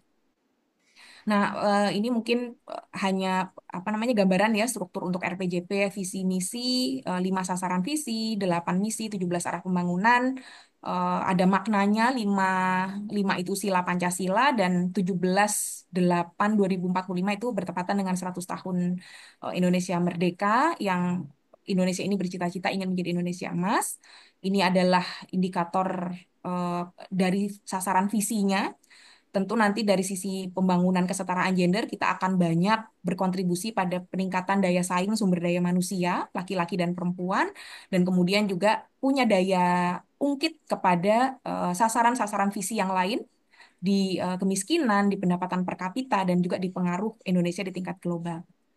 Nah, ini strukturnya ya, kita punya satu eh, tujuan gitu ya, di IE14 dari 17 tujuan, mulai dari transformasi Indonesia Emas ada 3, transformasi sosial sampai dengan tata kelola, kemudian juga di landasan transformasi dan juga kerangka implementasinya. Dan ini yang coba kita upayakan bagaimana proses integrasi itu dilakukan. Ada 5 hal gitu ya sebagai sebuah strategi kaidah pembangunan bahwa gender harus dilakukan. Pengaruh utamaan gender sebagai strategi ini harus dilakukan oleh semua sektor, tidak hanya oleh Kementerian PPPA atau Dinas PPPA saja. Kemudian juga sebagai tujuan tadi ya kita punya tujuan 14 pembangunan kesetaraan gender, kemudian juga terintegrasi di beberapa kebijakan yang sebetulnya sektoral, tetapi kita melihat ini perlu highlight, perlu dibunyikan karena ada daya ungkit yang luar biasa kalau sektor-sektor ini eh, apa namanya mengingat gitu ya setidaknya mengingat pentingnya kesetaraan gender di dalam sektornya tersebut. Kemudian juga di pembangunan kewilayahan, di bagian juga strategi komunikasi. Nah, ini tadi sebagai sebuah kaidah pelaksanaan ya, pengaruh utamaan gender dan inklusi sosial menjadi salah satu dari 5 apa namanya pengaruh utamaan dan kemudian juga sebagai sebuah tujuan ini di IE14 dan terus terang Bapak Ibu sekalian kami mengingat proses penyusunan RPJP begitu ya di 2023 yang lalu memang sama sekali tidak mudah juga gitu. Jadi kita juga perlu berjuang gitu ya di internal Bappenas sendiri untuk menyuarakan bahwa PUG ini tidak sebatas sebagai sebuah agenda, sebagai sebuah tujuan, tapi juga sebagai sebuah strategi yang sektor lain harus memahami, harus bisa melaksanakan gitu ya. Jadi kita yang memperjuangkan adanya eh, bagian kaidah pelaksanaan tadi gitu. Nah, ini beberapa isunya nanti mungkin bisa apa dicermati begitu ya selama 20 tahun mendatang ada beberapa eh, penekanan isu bahwa ketika berbicara kesetaraan gender kita tidak bisa eh, berbicara kesetaraan gender yang ada di ruang publik saja gitu ya, tetapi juga harus memulai ini dari dalam keluarga, mulai dari pengasuhannya, mulai dari pembagian peran ya yang setara antara suami dengan istri, laki-laki dan perempuan di dalam keluarga, mendorong apa namanya pembagian peran dalam hal perawatan, dalam hal pengasuhan. Kemudian juga bagaimana mendorong tidak terjadinya kekerasan ya yang luar biasa sekali KDRT ini di dalam apa rumah tangga. Nah, ini adalah kebijakan yang ada di dalam RPJP berkaitan dengan meningkatkan dari sisi individunya gitu ya, ketangguhan individu dan yang berikutnya adalah memastikan bagaimana agar tadi sebagai sebuah strategi itu bisa dilaksanakan dengan baik. Jadi kita mengintervensi dari sisi tata kelolanya gitu. Nanti kami akan menyampaikan seperti apa tata kelola ini bisa diperkuat di tingkat nasional. Nah, ini yang tadi kami sampaikan di beberapa kebijakan sektoral, ini memang sengaja kita bunyikan sebagai pengingat sekaligus juga kita melihat ini memiliki daya ungkit. Misalnya di dalam upaya-upaya penanggulangan kemiskinan, ini kita bunyikan, kemudian juga di transformasi digital. Kalau transformasi digital lebih banyak ke area yang selalu positif gitu ya, hal-hal yang diangkat. Kami mengingatkan begitu di sini bahwa ada area-area yang kemudian menyebabkan kerentanan tertentu pada kelompok perempuan dan anak. Misalnya ini berkaitan dengan kekerasan berbasis online ya, yang saat ini luar biasa juga kasusnya dan memberikan tantangan tersendiri bagaimana penanganannya gitu. Ini yang menjadi highlight penting di dalam kebijakan transformasi digital. Di ketenagakerjaan ini juga kita berhasil mendorong agar tingkat partisipasi angkatan kerja perempuan ini menjadi indikator utama pembangunan. Ini menjadi tanggung jawabnya Kementerian Ketenagakerjaan untuk bisa melakukan peningkatan dari sisi keaktifan perempuan di pasar kerja. Nah, ini yang tadi kami sampaikan juga upaya afirmasi poluan ya menjadi sampai 40% ya untuk bisa mendorong layanan kepolisian yang lebih punya perspektif gender di kebijakan kewilayahan juga di sarana prasarana infrastruktur itu juga kita dorong agar ini menjadi kebijakan yang lebih inklusif pada area-area yang memang membutuhkan keberpihakan ya area-area 3T misalnya. Nah, ini di kewilayahan sering sekali kami itu memperoleh juga pertanyaan ya dari daerah gitu, apa yang menjadi dasar mereka melakukan pengaruh utamaan gender gitu ya. Jadi memang perlu ada penekanan kembali di eh, kebijakan kewilayahan bahwa memang ini sebagai PUG sebagai sebuah agenda pembangunan ini dilakukan juga di masing-masing daerah sesuai dengan konteks dan kebutuhan masing-masing wilayah tersebut. Ini di bagaimana kita mengkomunikasikan juga ini nanti harus menjadi perhatian ya, segmentasinya kepada siapa yang juga harus lebih inklusif. Nah, di dalam RPJM ini yang sudah berproses sekarang, sudah masuk ke rancangan akhir dan segera diundangkan juga dalam bentuk Perpres. Nah, ini kalau melihat Asta Cita gitu ya, nggak kurang gitu sebetulnya keberpihakan kepada kesetaraan gender dan penguatan peran perempuan. Bahkan ada di dua asta cita sekaligus. Jadi ada di sini yang pertama yang di bagian HAM gitu ya. Di situ di program kerjanya itu disebutkan bahwa setiap kebijakan itu harus berperspektif gender. Maka caranya tidak lain itu adalah dengan melaksanakan pengaruhutamaan gender gitu. Walaupun tadi juga Pak Wagub menyampaikan gitu ya. Ada yang eksplisit secara langsung, ada yang tidak bisa secara eksplisit dibunyikan gitu ya. Jadi memang kita harus bisa melihat gitu bagian-bagian mana, area-area mana yang bisa kita integrasikan perspektif gendernya meskipun itu tidak harus selalu dimunculkan kata-kata gender di sana gitu.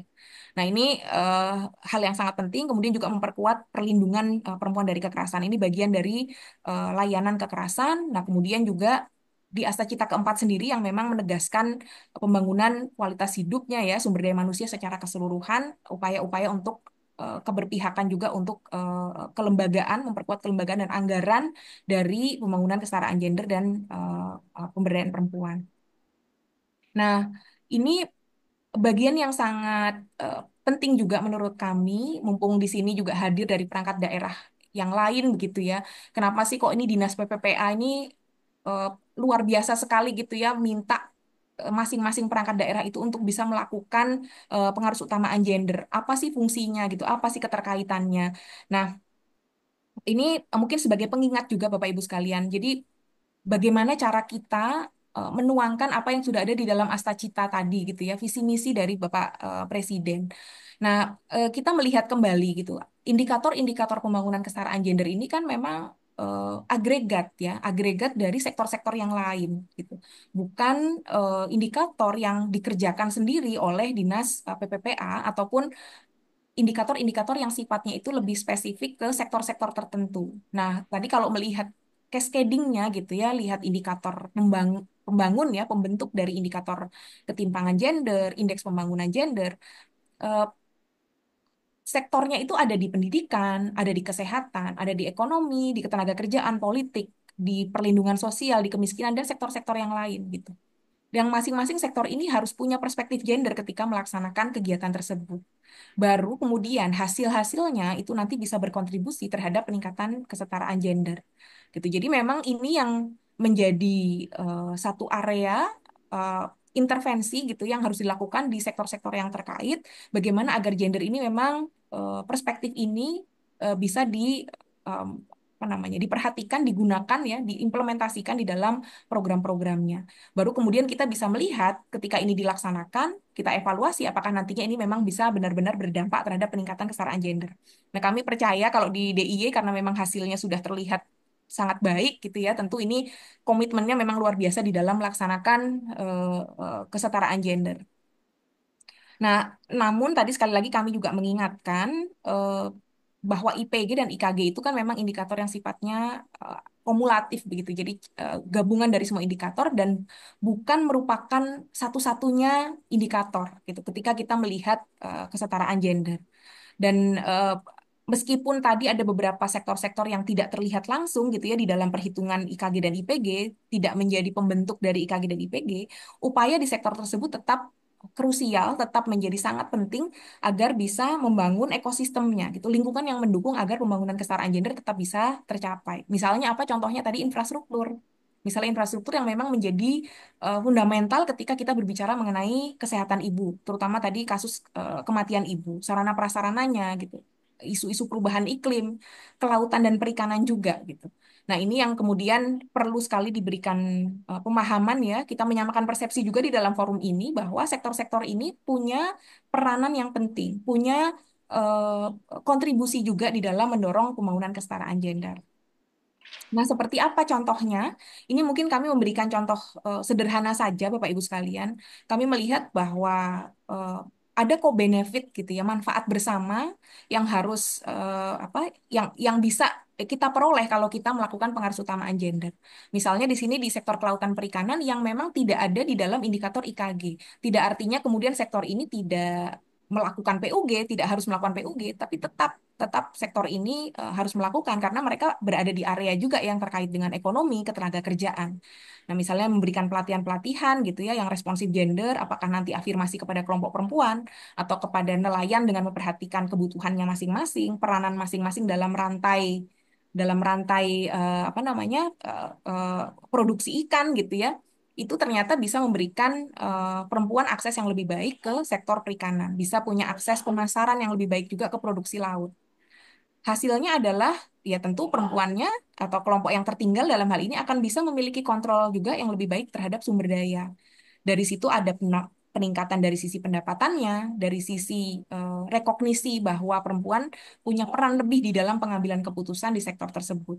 Dan dengan adanya peningkatan pendapatan, ini secara tidak langsung berkontribusi juga ke dimensi ekonomi dan ketenaga kerjaan yang dilakukan, yang menjadi pembentuk dari indikator ketimpangan gender tadi. Jadi memang dampaknya tidak terlihat langsung, hubungannya tidak terlihat langsung, tetapi sangat-sangat penting berkontribusi. Demikian juga di kehutanan, ya mungkin kalau di Jogja tidak terlalu eh, apa apa namanya ada kehutanan mungkin tidak terlalu besar begitu ya. Ini berkaitan dengan pengelolaan hutan berbasis komunitas yang nanti harus dilihat juga komunitasnya ini siapa, laki-laki perempuannya, seperti apa kebutuhan masing-masing, dan di sini tentu outputnya ya nanti akan bisa perempuan lebih bersuara lagi, menyuarakan kebutuhannya masing-masing, lebih berdaya juga secara ekonomi, pendapatannya juga bisa lebih meningkat, rekognisinya dalam hal pengambilan keputusan itu juga menjadi lebih baik, dan kembali lagi akan berdampak, berkontribusi kepada ekonomi dan ketenaga kerjaan. Mohon maaf Ibu Kurota Ayun, 4 menit lagi Nji. Iya, baik. Ini nanti mungkin kami akan cepat ya. Eh, Nah, kurang lebih seperti ini, Bapak Ibu sekalian. Jadi ini juga yang sering sekali ditanyakan di eh, pemerintah daerah gitu ya. Apa hubungannya kami ini nggak termasuk sektor yang menjadi pembangun dari indikator ketimpangan gender atau pembangunan gender. Kami bukan di sektor-sektor yang strategis di sana. Nah, ini bisa kita lihat dari dua perspektif ya. Perspektif bahwa melaksanakan PUG itu menjadi manfaat bersama di sektor tersebut agar sektor tersebut hasil pembangunannya tidak timpang, dan tentu hasil pembangunan yang tidak timpang ini berarti adalah kesetaraan gender yang lebih meningkat. Nah, ini hanya gambarannya ya secara sederhana kami coba mengilustrasikan seperti ini agar ini nanti bisa menjadi pemahaman kita bersama. Ini beberapa aksi begitu ya yang nanti bisa menjadi opsi-opsi bagaimana kita bisa mengintegrasikan perspektif gender di dalam sub kegiatan yang terkait. Nah, ini di dalam RPJM tadi yang kami sampaikan gambarannya konsisten dengan RPJPD, RPJPN, kita mengatur di RPJMN pembangunan kesetaraan gender sebagai sebuah tujuan, dan pembangunan kesetaraan gender ini dilakukan dengan strategi mainstreaming gitu ya sebagai sebuah kaidah pelaksanaan, sebagai sebuah strategi. Dan terkait dengan penyusunan RPJMD, Bapak Ibu sekalian juga kami informasikan saat ini sedang disusun begitu ya pedoman penyusunan rancangan Inmendagri tentang pedoman penyusunan RPJMD dan Renstra Perangkat Daerah 2025-2029. Nah, karena ini memang RPJMN sendiri agak mundur pengundangannya, sehingga ini juga kelihatannya mempengaruhi penyelesaian dari Inmendagri. Tapi kami juga sudah berupaya agar Inmendagri ini juga sudah mengatur, memberikan guidance terkait bagaimana integrasi gender itu bisa dilakukan di dalam penyusunan RPJMD dan juga nanti Renstra perangkat daerah. Nah, ini pengaturannya seperti ini di dalam RPJMN, Bapak Ibu sekalian. Ini beberapa area yang menjadi prioritas: kesehatan, pendidikan, kemudian kepemimpinan, ekonomi ketenagakerjaan, perlindungan dari kekerasan, dan juga penguatan dari sisi tata kelola pengaruhutamaan gendernya. Ini nanti bisa dipelajari. Ini rumah-rumahnya ya, gambaran rumah-rumahnya yang nantinya rumah-rumah ini harus diisi oleh sektor-sektor yang terkait, harus diisi juga oleh pemerintah daerah dari perangkat daerah yang terkait untuk mendukung pencapaian ini sampai di tingkat nasional. Ini indikatornya memberikan gambaran sangat lintas sektor sekali apa yang dikerjakan oleh PUG dan sangat-sangat membutuhkan dukungan dari Bapak Ibu. Dan bahkan juga mungkin kami sampaikan di sini indikator-indikator ini sudah beberapa indikator penting ini sudah berhasil kita advokasikan kepada kementerian lembaga terkait dan menjadi indikator kinerja di masing-masing perangkat kementerian lembaga tersebut. Tadi salah satu contohnya adalah misalnya politik ya, yang ini menjadi indikator KPU, kemudian juga berkaitan dengan indikator literasi digital, ini menjadi indikator Komdiji, rasio kewirausahaan, ini indikator apa namanya di Kementerian UKM gitu ya, sehingga ini pencapaiannya tentu nanti akan juga harus didukung oleh perangkat daerah yang terkait di bidang-bidang tersebut.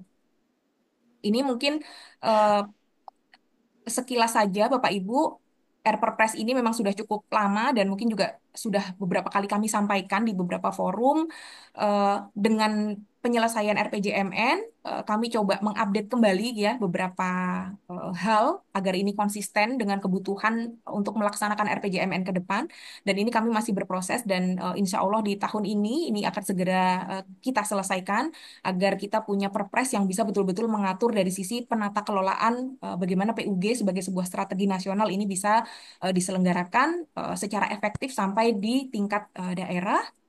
Ya, kurang lebih ini 5 isinya gitu ya, dan revitalisasi PUG tentunya selaras dengan apa yang ada di dalam eh, apa namanya Perpres ini, rancangan peraturan presiden ini.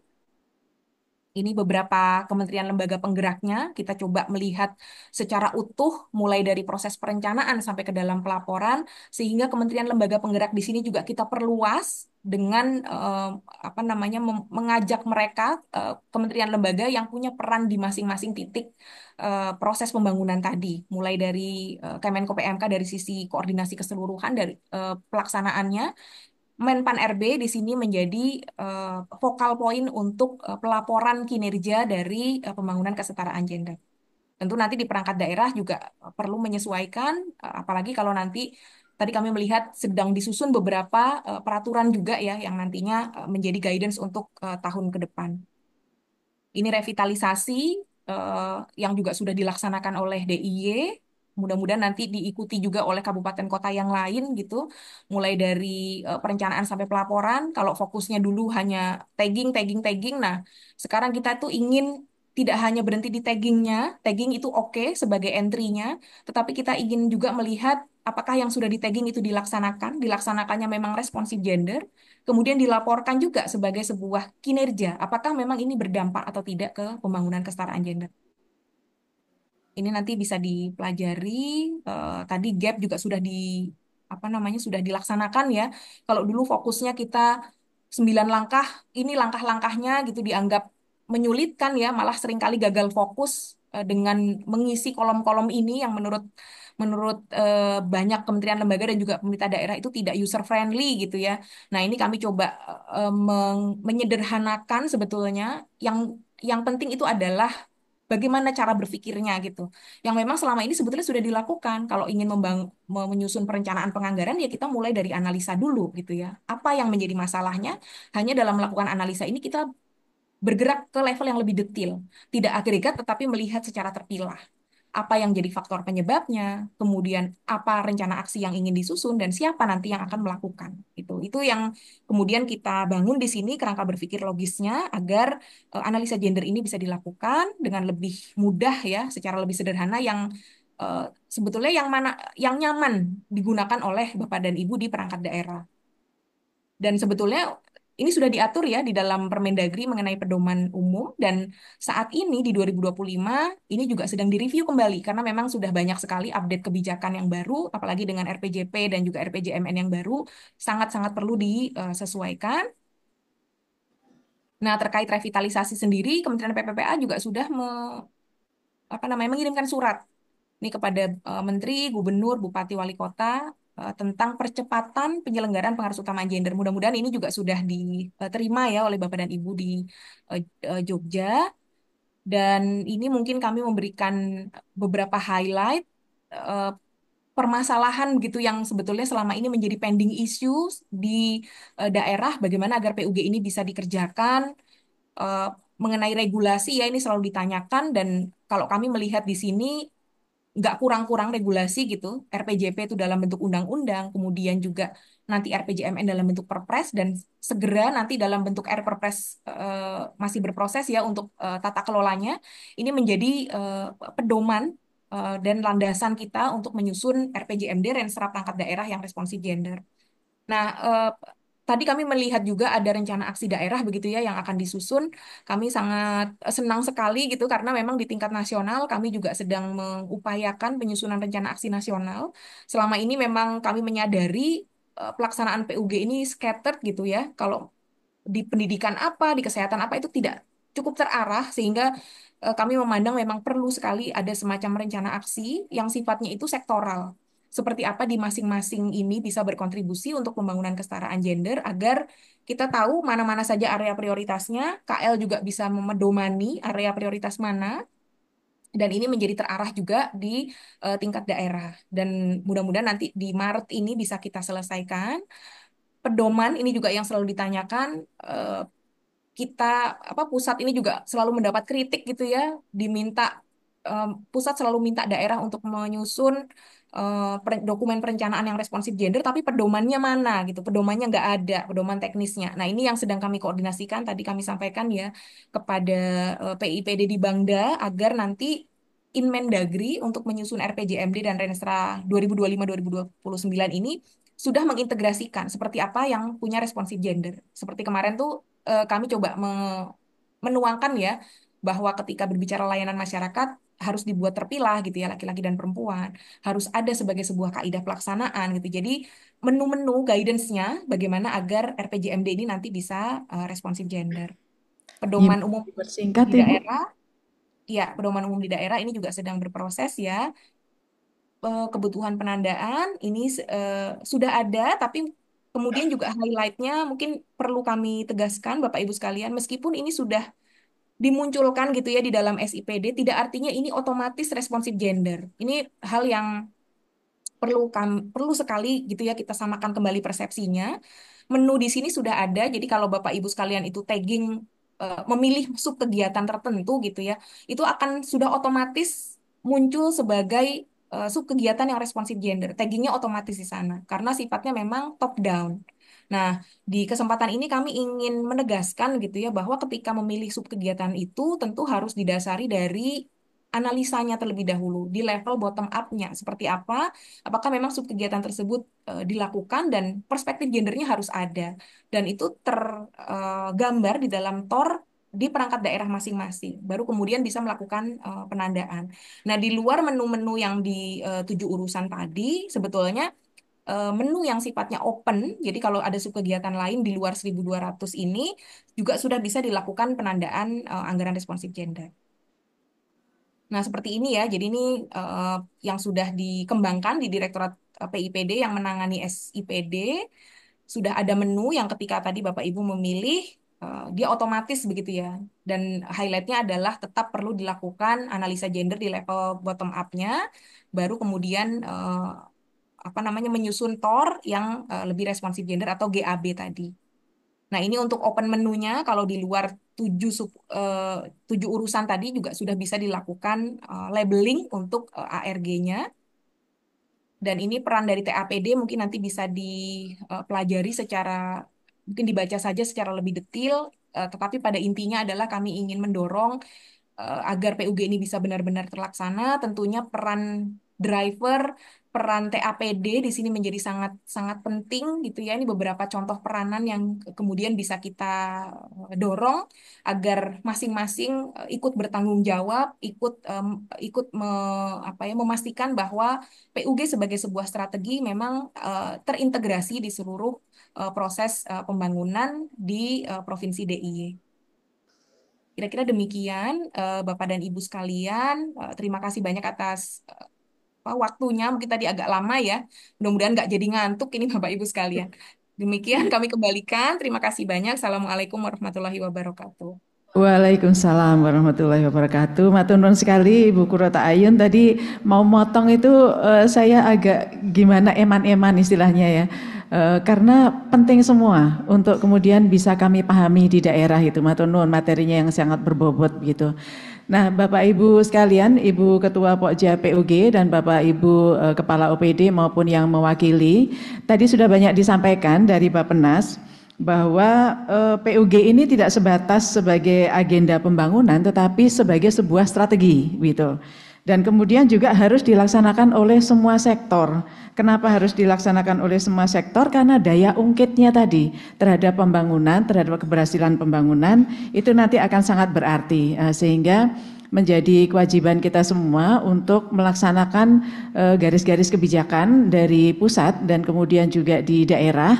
Dan kami matur nuwun sudah akan dipersiapkan nantinya RAN-nya, kemudian juga pedoman untuk pelaksanaan yang lebih bisa menggambarkan gitu bagaimana kemudian PUG ini bisa dilaksanakan sampai tingkat daerah di semua sektornya masing-masing gitu sehingga lebih cetha, lebih jelas begitu untuk kami mengikutinya. Jadi monggo Bapak Ibu, setelah tadi kita menyimak bersama banyak penyampaian yang penting tadi, seandainya sekiranya Bapak Ibu memiliki pertanyaan-pertanyaan apa yang ingin diperjelas atau masukan dan sebagainya, monggo disilakan.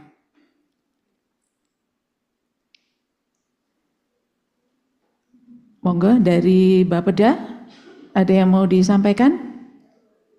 Karena ini tadi terkait dengan perencanaan penganggaran daerah semua atau TAPD. Atau Bapak Ibu yang tadi disampaikan sektornya itu tidak terkait langsung begitu dengan indikator-indikator di dalam IKG maupun IPG, indeks kesetaraan gender maupun indeks pembangunan gender, tetapi sebetulnya juga berperan sangat banyak di dalam mendukung kondisivitas pembangunan daerah sehingga mendukung pada indikator-indikator IKG maupun IPG tadi.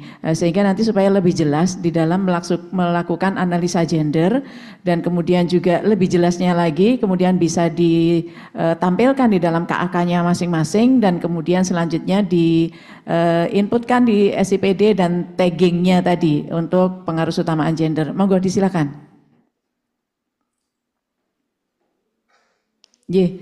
Mohon disebutkan nama dan dari OPD mana, silakan. Terima kasih Bu. Nama saya Ali Bu, dari BPBD DIY.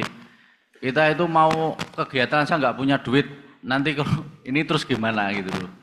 Kita kemarin jaring NGO ya, saya sama Pak Noviar ke Aceh aja yang biayai WFV Bu, sama INOCA sama, ya pokoknya NGO lah kita. Jadi gimana nanti pelaksanaannya diimplementasi monggo. Kita juga banyak relawan sih, tapi yang instansi lain yang mungkin ini aja udah dipotong, besok dipotong lagi. Itu aja, terima kasih. Nuhun ngapunten kalau ada kesalahan dari saya. Karena mau sebentar lagi juga pensiun, matur nuwun. Matur nuwun Pak Ali. Monggo yang lain. Kita kolek dulu ya, Pak Faisal silakan. Terima kasih Ibu Moderator yang kami hormati Ibu Ketua Pokja PUG dan juga narasumber. Jadi begini Bapak Ibu sekalian, kepada Ibu narasumber kami matur bahwa instansi kami Biro Kesra ini kan lebih banyak ke bagaimana ada kebijakan, kemudian juga koordinasi, monitoring dan evaluasi pelaksanaan tugas. Nah ini cerita sedikit Ibu, tadi barusan saya juga sampaikan ke kawan-kawan kami yang di kantor, hari ini itu kan ada sosialisasi untuk penerima hibah dari ormas keagamaan. Nah tadi saya menyampaikan supaya kegiatan-kegiatan ormas keagamaan juga kemudian lebih intens untuk mengawal ini Bu, pengaruh utamaan gender. Apakah kegiatan yang seperti ini juga bisa kita masukkan sebagai capaian PUG Bu? Saya kira itu saja Bu, matur suwun. Monggo yang lain. Tadi sudah Pak Ali, Pak Faisal. Silakan. Oke, mungkin dua saja dulu.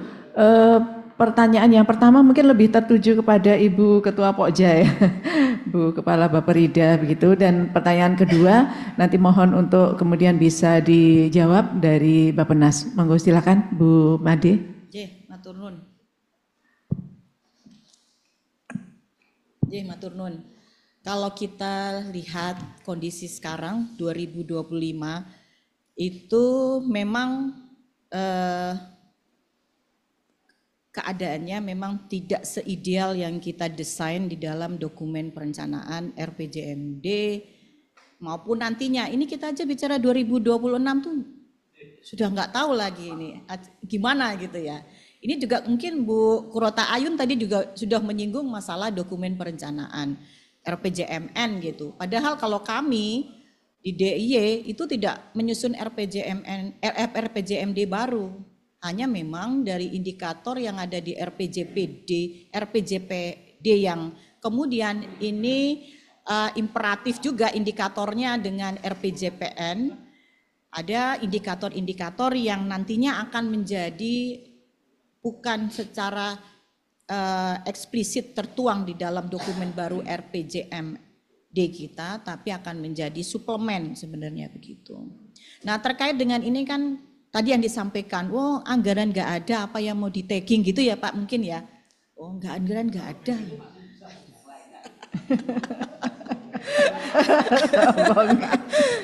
Tapi sebenarnya begini.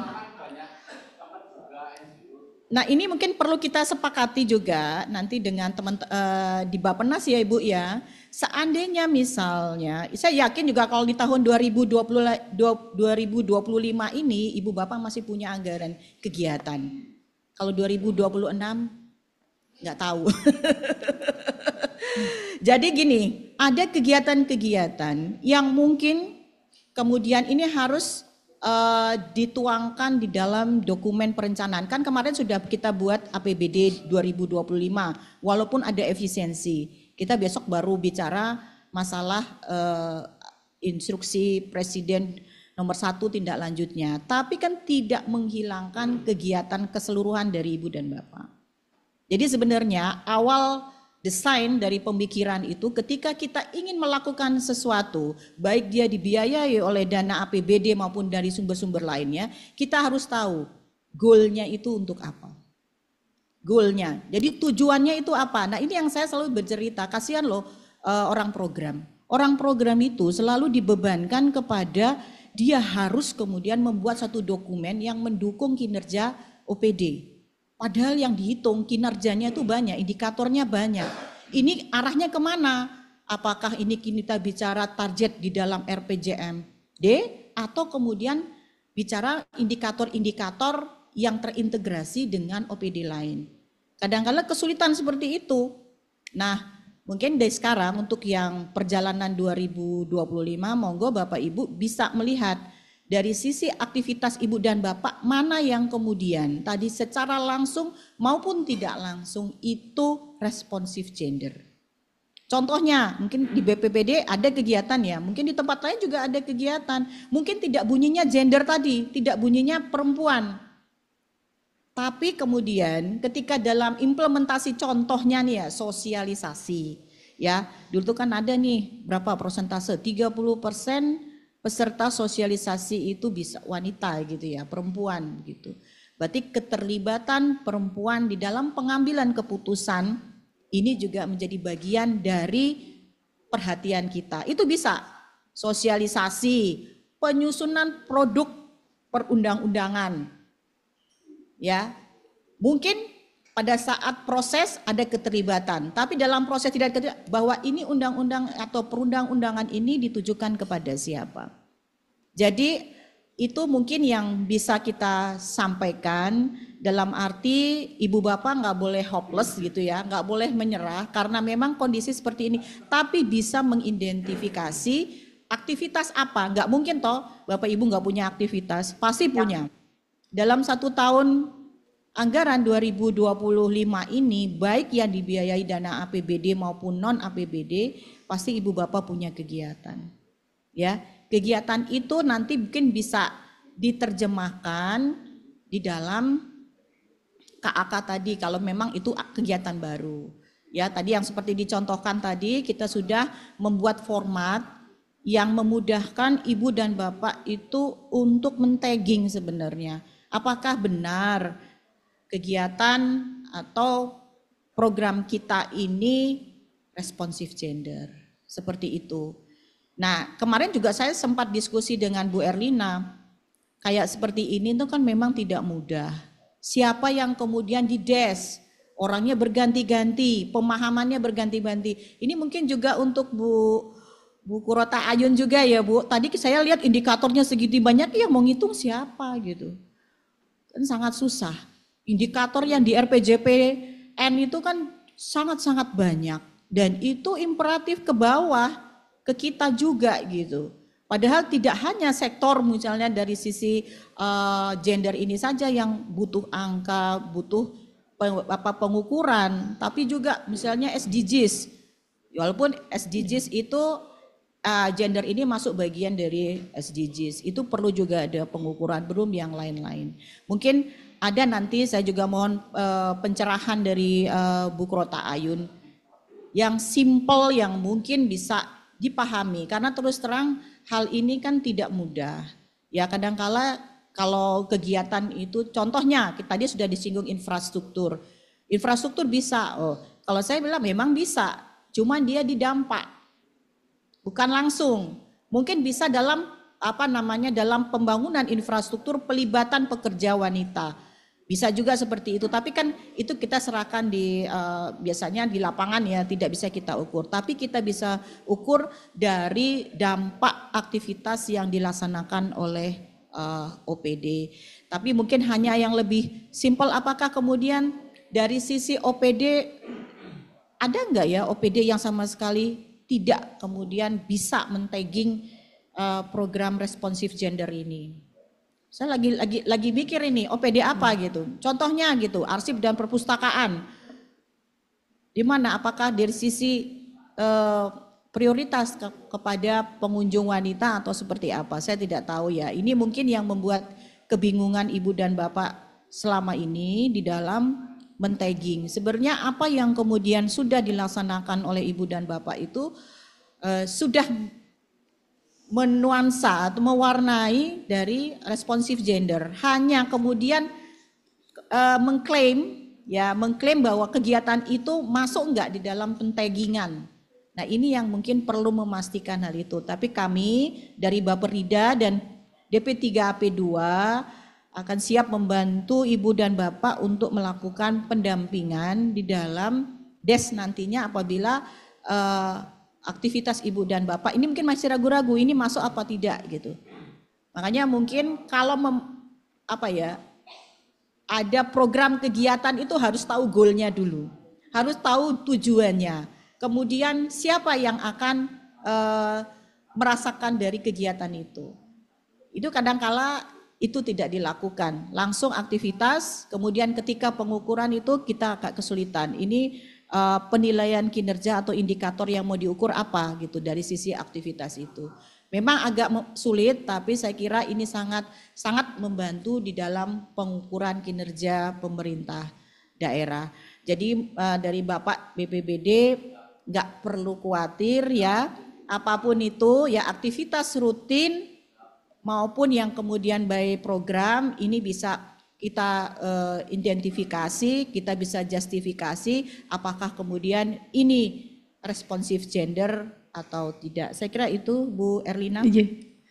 Iya, jadi memang ada banyak kebingungan seperti itu, Ibu Kurota Ayun. Tadi seperti yang disampaikan pertanyaannya oleh Bapak Kepala Biro Kesra begitu, terkait kegiatan yang ini bisa di-tagging sebagai PUG atau tidak, karena tampaknya tidak spesifik menuju ke situ, tetapi impact-nya sangat mungkin. Monggo, mungkin bisa disampaikan. Iya, baik. Ya, terima kasih tadi Pak Ali, Pak Faisal ya atas beberapa pertanyaannya.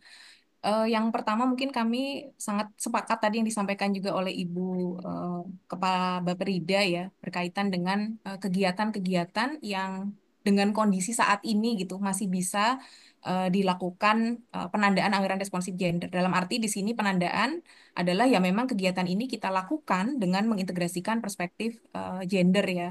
Kebutuhan-kebutuhan apa sih yang berbeda yang kemudian secara spesifik itu bisa kita perkuat di dalam memberikan nuansa tadi ya, agar sub kegiatan yang dilakukan itu kita sebut sebagai responsif gender. Nah, memang ini kondisi nasional ya. Kalau tadi ada keterbatasan, kalau kami di tingkat pusat ini mengatakan prihatin dan mengenaskan gitu ya Pak.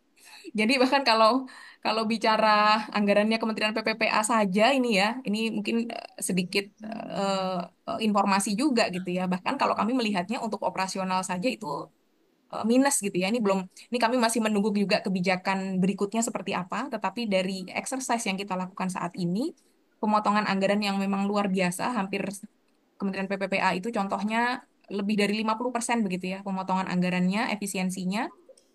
Ini dampaknya luar biasa sekali.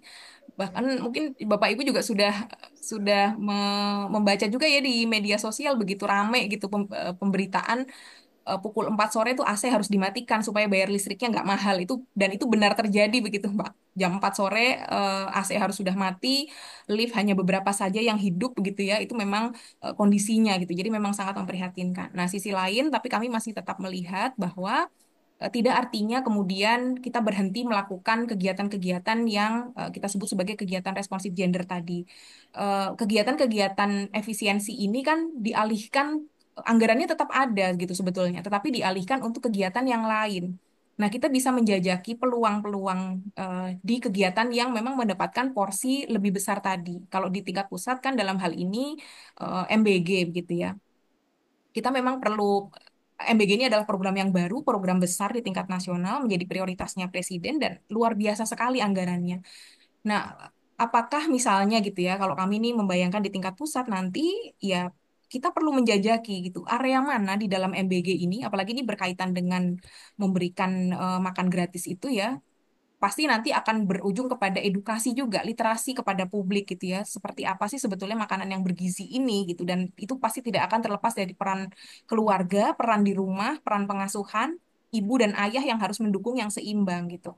Nah, pada area-area mana yang bisa kita lihat ini eh, area yang erat kaitannya dengan isu-isu kesetaraan gender. Kita bisa masuk ke dalam area-area ini.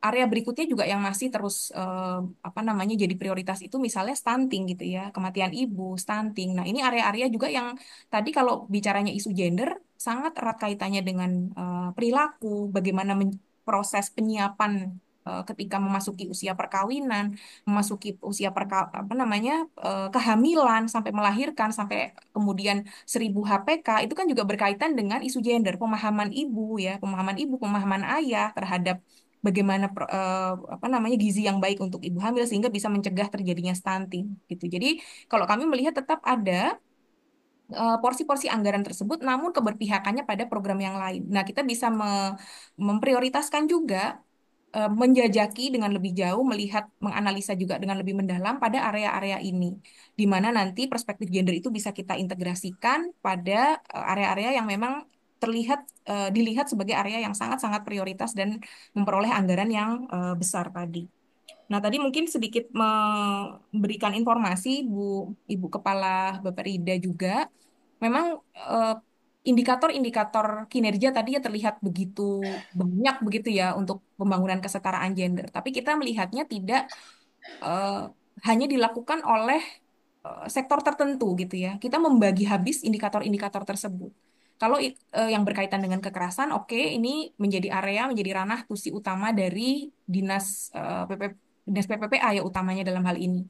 Tapi kalau indikator yang berkaitan dengan pemberdayaan dari sisi ekonomi, kemudian indikator berkaitan dengan kesetaraan gender di pendidikan, indikator yang berkaitan juga dengan literasi ya, literasi keuangan inklusi gitu ya. Ini akan menjadi indikator yang dilekatkan kepada kementerian lembaga atau dinas yang terkait. Dan ini sebetulnya adalah eh, kami melihatnya tidak juga semuanya adalah indikator yang baru gitu.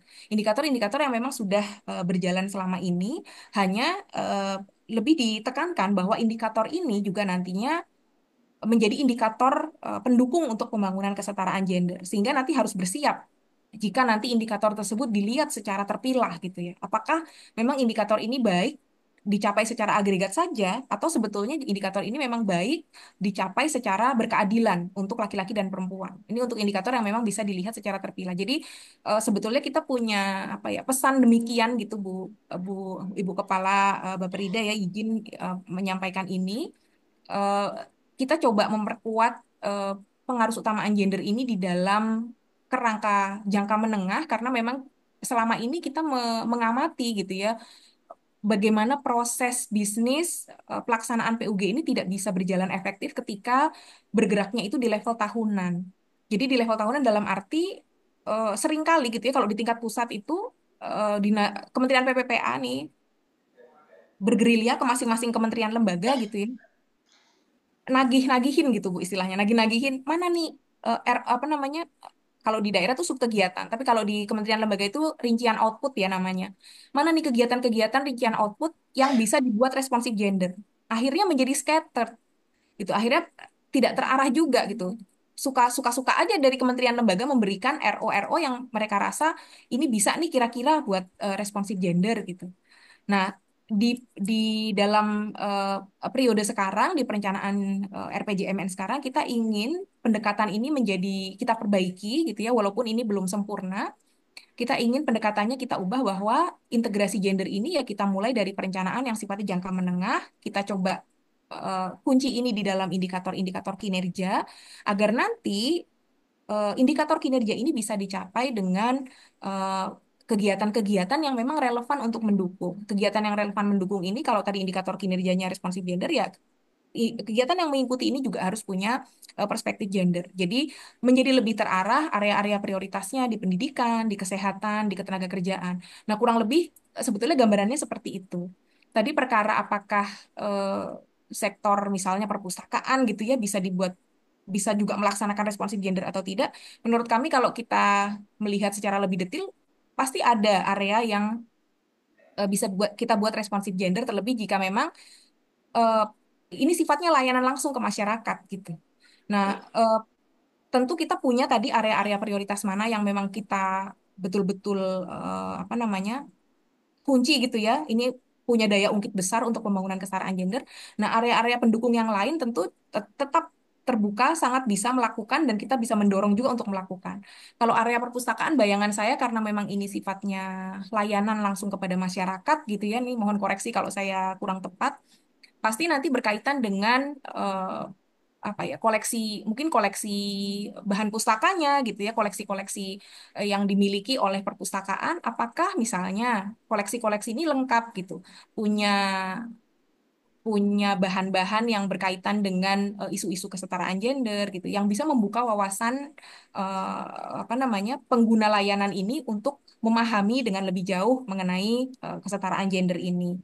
Kemudian juga dari sisi sarana prasarana, apakah memang sudah tersedia yang spesifik ya? Biasanya kalau ada ruang menyusui itu ya, kalau yang mudah gitu ya, apakah layanannya juga sudah cukup responsif? Kalau kita bicaranya sampai ke inklusi sosial, juga mungkin bisa kita perluas dengan apakah sudah ramah terhadap disabilitas, misalnya ya, ke anak gitu ya, itu mungkin jadi satu area juga bisa diperkuat.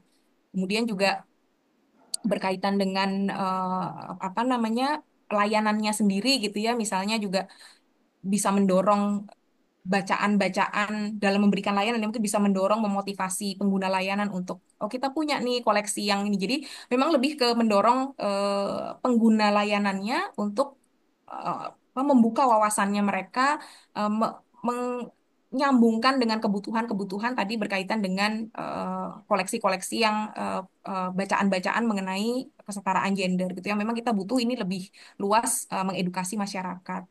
Jadi area prioritas tadi tentu kami berfokus di sana gitu ya, di mana ketimpangan gender itu memang masih terjadi. Dan kalau kembali kepada indikator kinerja DIY yang tadi sebetulnya sudah sangat-sangat baik sekali, bahkan top 3 di tingkat nasional gitu.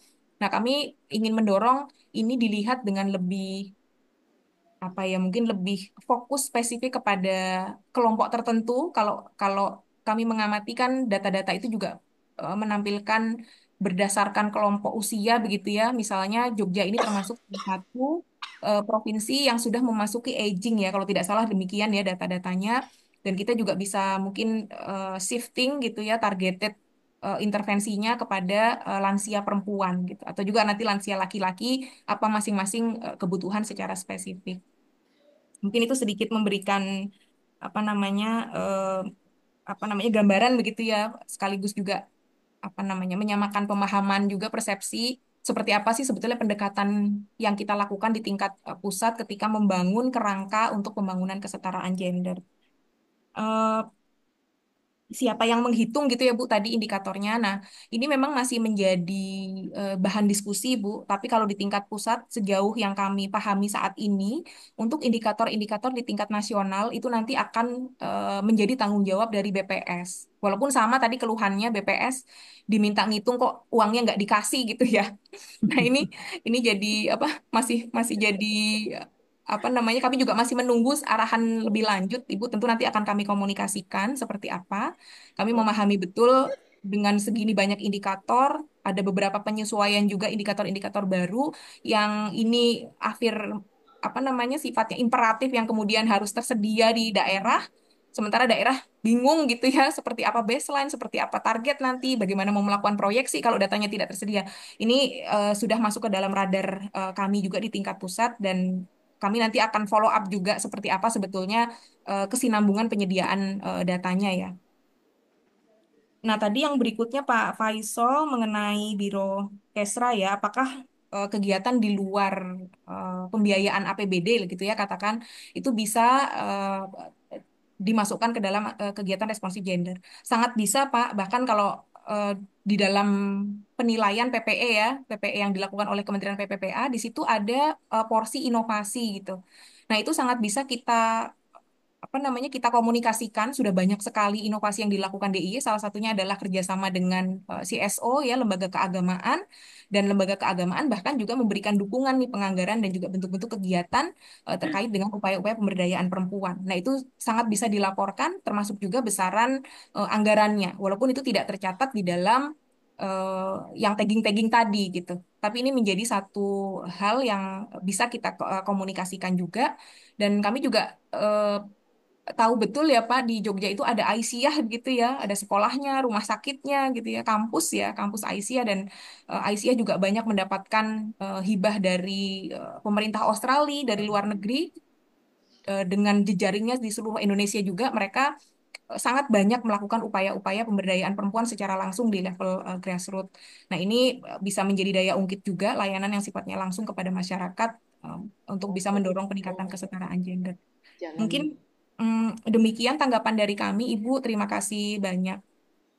Matur nuwun Ibu Kurata Ayun tadi sudah lebih memperjelas nih Bapak Ibu dari OPD begitu kaitannya nanti apa yang harus bisa kita taggingkan begitu untuk anggaran yang responsif gender. Dan jangan lupa tadi sudah disampaikan Ibu Ketua Pokja bahwa target anggaran responsif gender untuk DIY berdasarkan Rakortek tahun 2025 untuk 2026 itu 66,7%, sehingga itu menjadi kewajiban kita semua untuk mempelajari apa yang tersampaikan di dalam Rakortek hari ini untuk kemudian bisa menindaklanjuti. Kaitannya adalah bahwa tadi ditekankan oleh Bappenas, pasti ada area-area kegiatan di OPD-OPD ini meskipun tidak langsung bersinggungan dengan indikator-indikator di IKG dan IPG, tetapi pasti bersinggungan dengan isu-isu yang responsif gender tadi.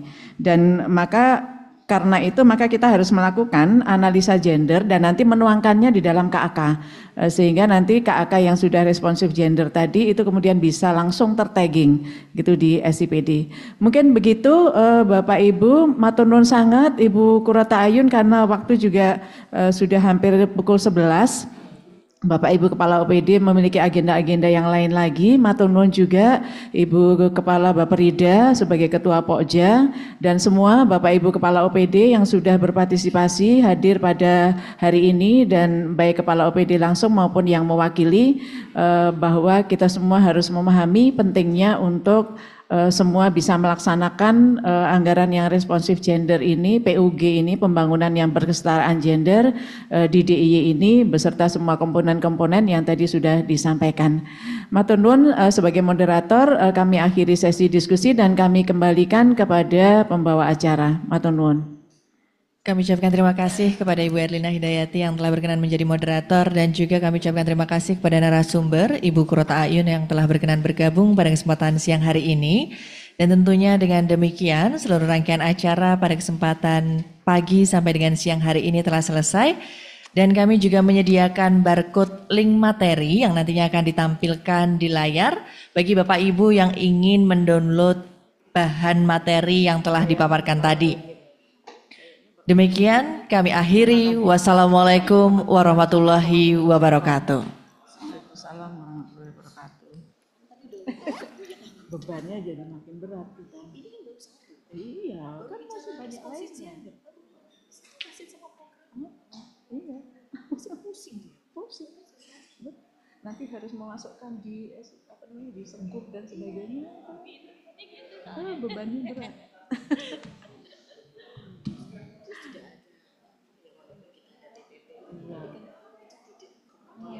Iyalah, nggak seimbang. Padahal ini Bappenas loh. Bappenas kan semua sektor harus melihat gitu. Harusnya disimpelkan, simpel aja gitu. Mbak Rofi, Sukses. terima kasih. Saya masih deg-degan dengan indikator hitungannya ini. Oh, iya. Sudah bisa membayangkan unitnya besok. Begitu ini.